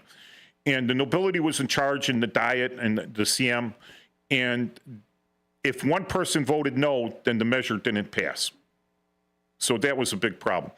But, okay, so getting back to this, it just came up here because I go off in fits and spurts with my rants, and I'll lose my train of thought, I'll derail, and maybe I'll find it later.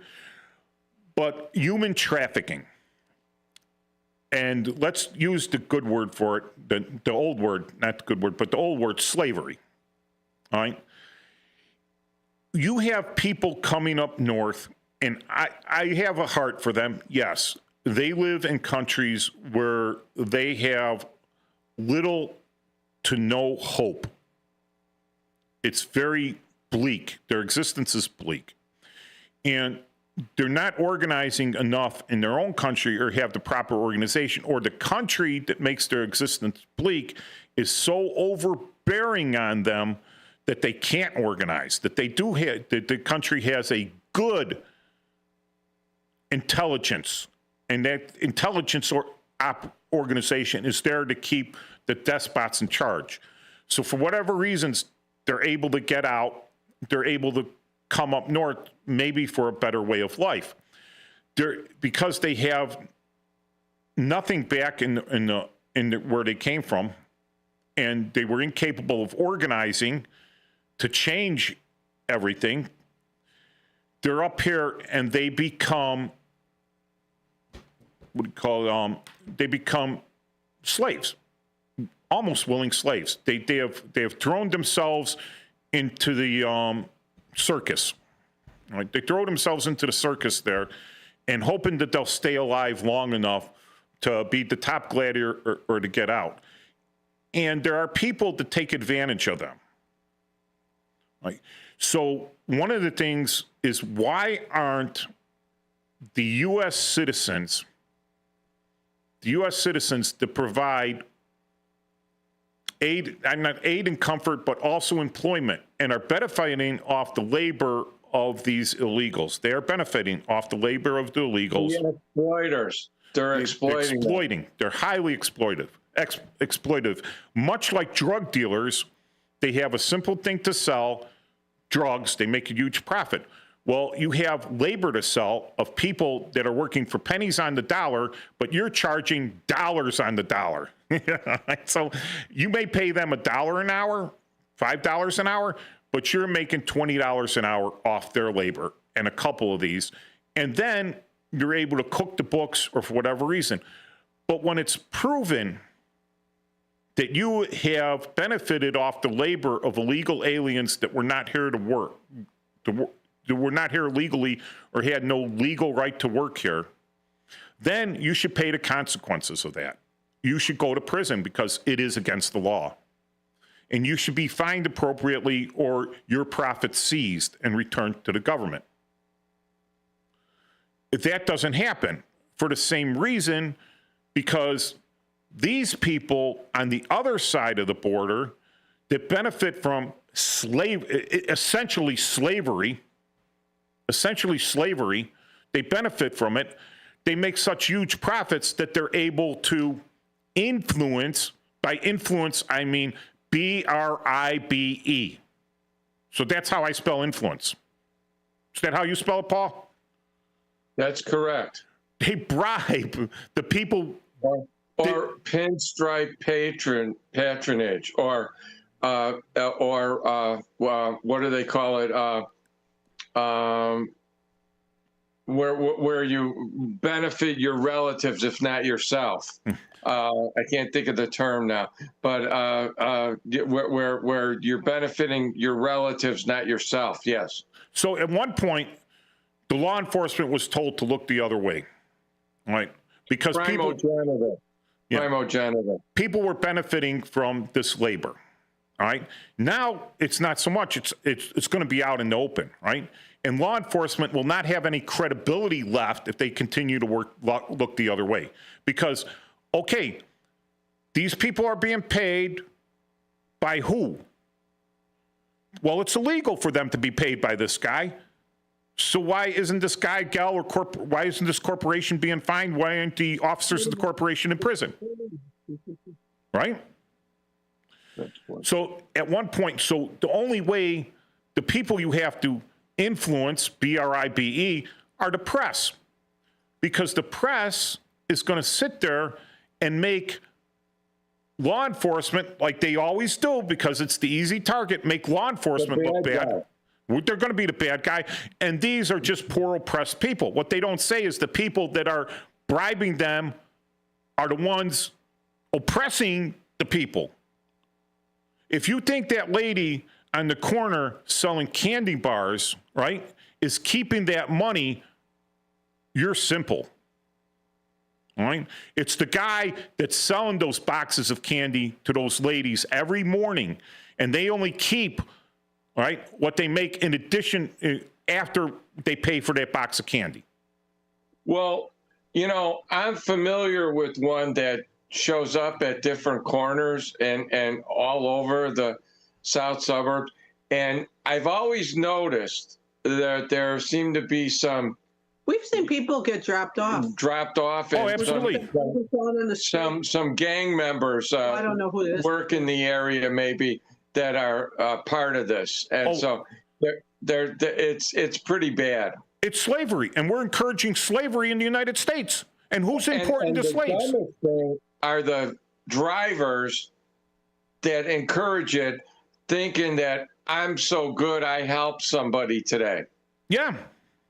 Yes. They're the most delusional. We've actually seen. We've seen people. There's men out there too, but and children that should be schooling. Right, children that should be in school, children out in the hot and the cold. It should be somewhere else. What do we know about the Chicago Public Schools? Do they care whether you're a citizen or not when you go to register?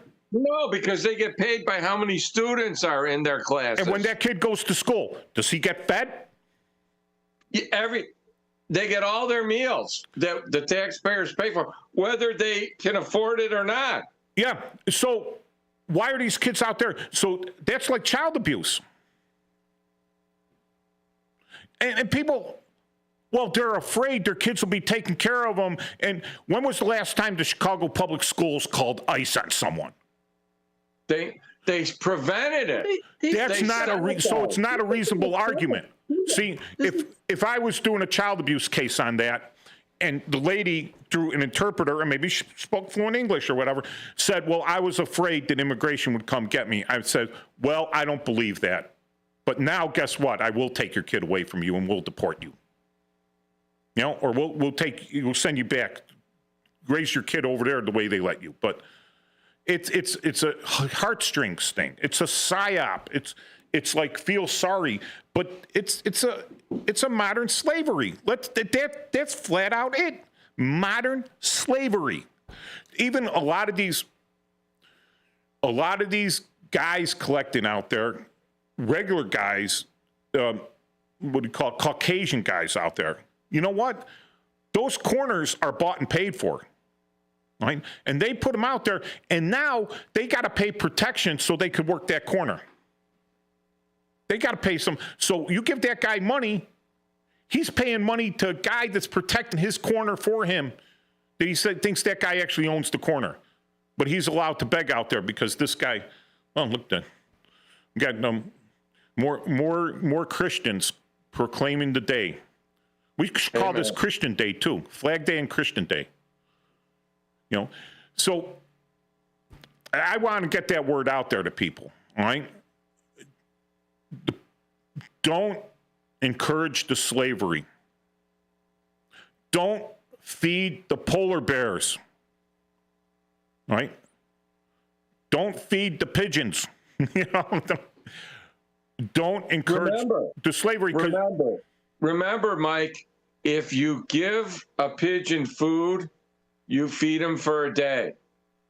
If you give him a gun, you'll feed him for a lifetime. Pigeon, yeah. So one of the things, as I was a police officer, and I very rarely made drug pinches. They're just annoying, right? Very, very annoying. And I would lock up, every once in a while I'd have to lock up a junkie because they were just being junkies. And I would tell them, I'd say, why do you hate me?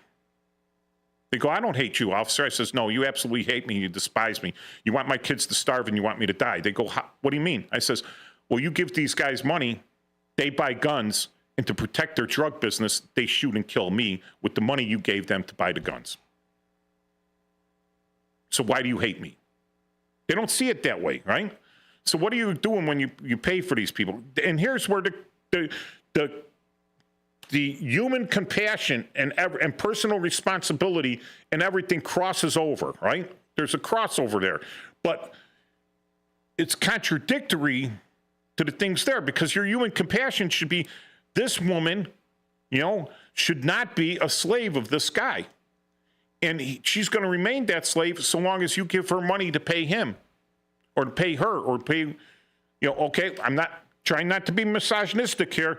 I'm sure there's a lot of very evil women as long as evil men. I'm sure it's an equal proportion that they're all taking advantage. There was a Netflix show or something on the woman cartel leader down in Mexico, or was it Colombia? I think it was Colombia. Yeah. So equal opportunity, but there's equal opportunity to greed. And did she have any compassion for females? Nope. No. Nope. Didn't care about children. No one cared about that. It's all the money they give to you. And the easiest way to get that money is drugs. I mean, you don't got to think about it. People get addicted to it and they keep buying it. So I would say to the people out there, like you said, be aware of what you're doing. And you feel bad about not helping these kids, but you got to look at the secondary thing. You're not giving. She's the intermediary. That money's going to an evil person, a slave owner. You're paying for the plantation, buddy. There should be organized activities that are supported by. The organized activities should be by the taking municipality, ICE, or taking Chicago Police Department and rounding up these people and then interrogating them and finding out where their handler is. Then finding out who's the handler and finding out who his handler is.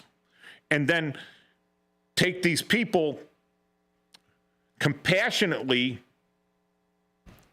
deport them if they're illegal, because they're just providing income for the other person who may or may not be illegal. He's the big criminal. But you get one of the U.S. citizens that's operating slavery, human trafficking, benefiting off this, come down with them with the sledgehammer of justice, the full force of the law. And none of this, make sure that they take some heavy time and they lose everything they have. And the other guys will see it. And you know what? They won't be so open and notorious about it anymore, will they? No. I think that's the biggest offense I take on it. It's the open and notoriousness about it. I used to get really mad when I was interrogating someone as a detective and they would tell me a lie no one would believe. I'd be like, man, you have no respect for me. I'm going to leave. I used to tell them I saw that movie, and it wasn't good the first time I saw it, Yeah. I said, I'm going to leave for a half an hour. I'm going to come back, and you have a better lie. I'll know it's a lie, but it better be better. But the openness and notoriety, and to have so many people in a bubble with their face in a screen, listening to what the paid influencers. If you don't think those people aren't being paid to influence you in one way or another, all right? And you're looking at that thing and they're telling you this is the popular thing to say, and you look at 20 other people and they say the exact same thing, and out of those 20 people, not one person has said anything in dissent. Well, they're all getting paid to say it because they're all making money off you while you don't see what's actually happening. It's the magician, you know, look at this hand, don't look what this hand is doing. Pay no attention to what the man behind the curtain's doing. He has nothing to do with this. The pickpocket that's sticking his thumb in your ribs while he pulls your wallet out of your back pocket. You're too busy feeling, you know, your ribs getting stuck. You know, and that's what they're doing to you. And do you think these influencers have compassion about that? Do they think they say, hey, you know what?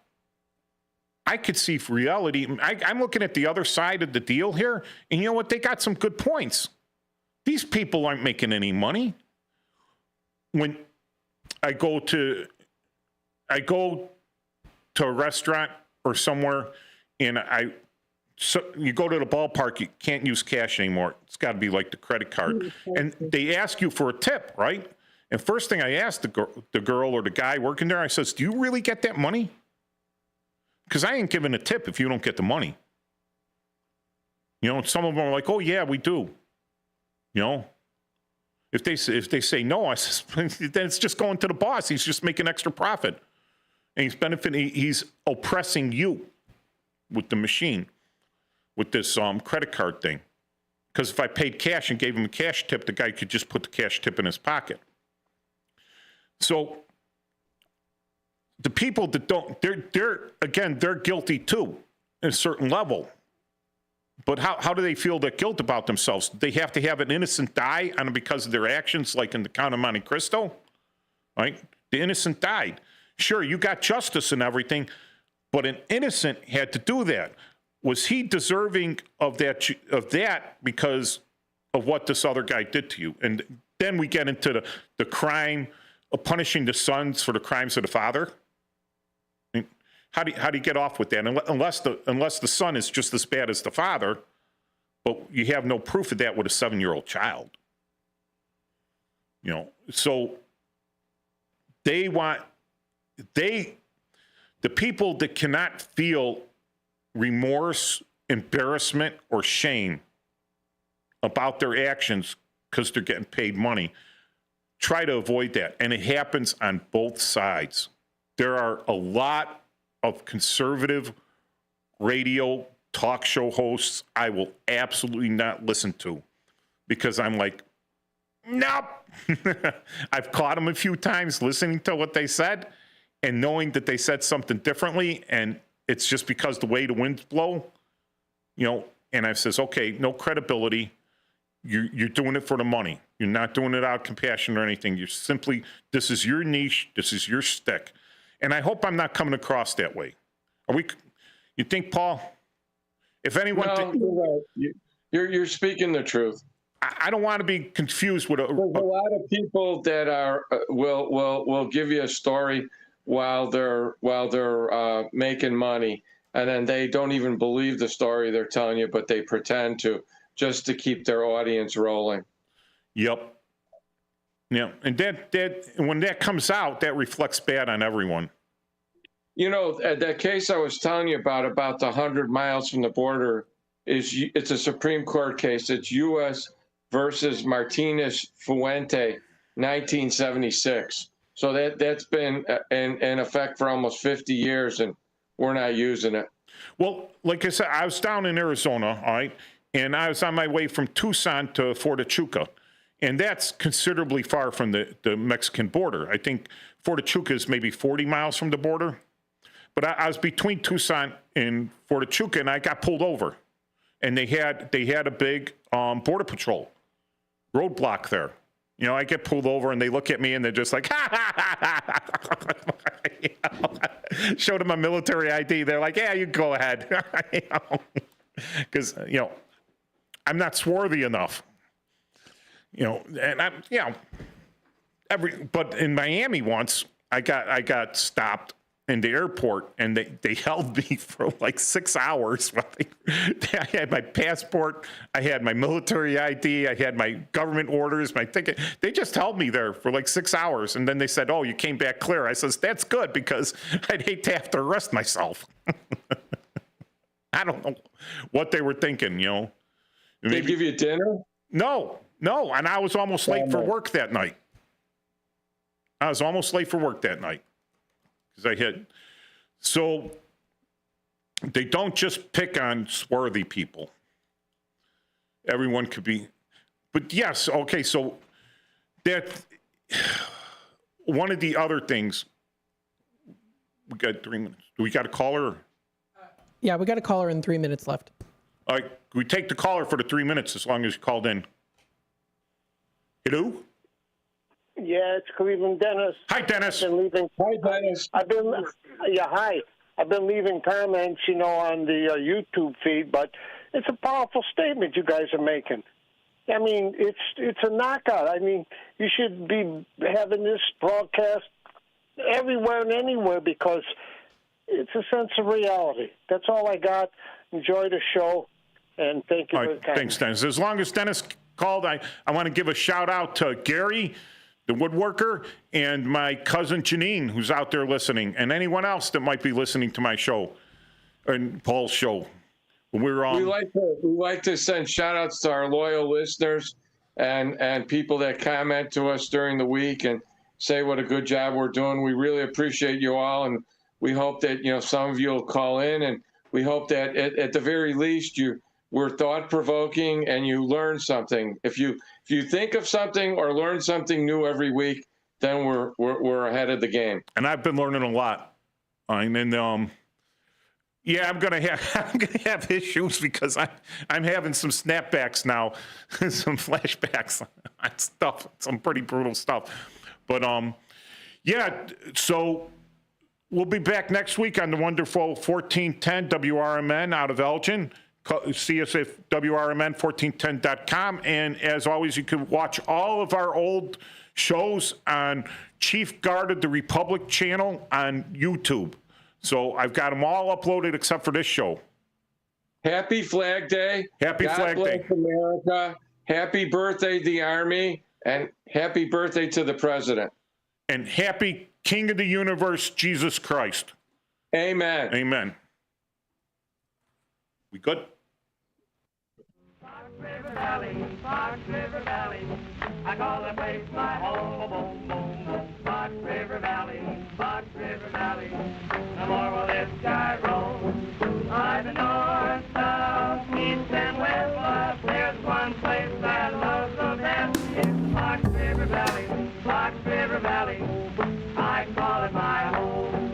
There's Aurora, St. Charles, Geneva, and Elgin, up and down that river, Algonquin and Dundee.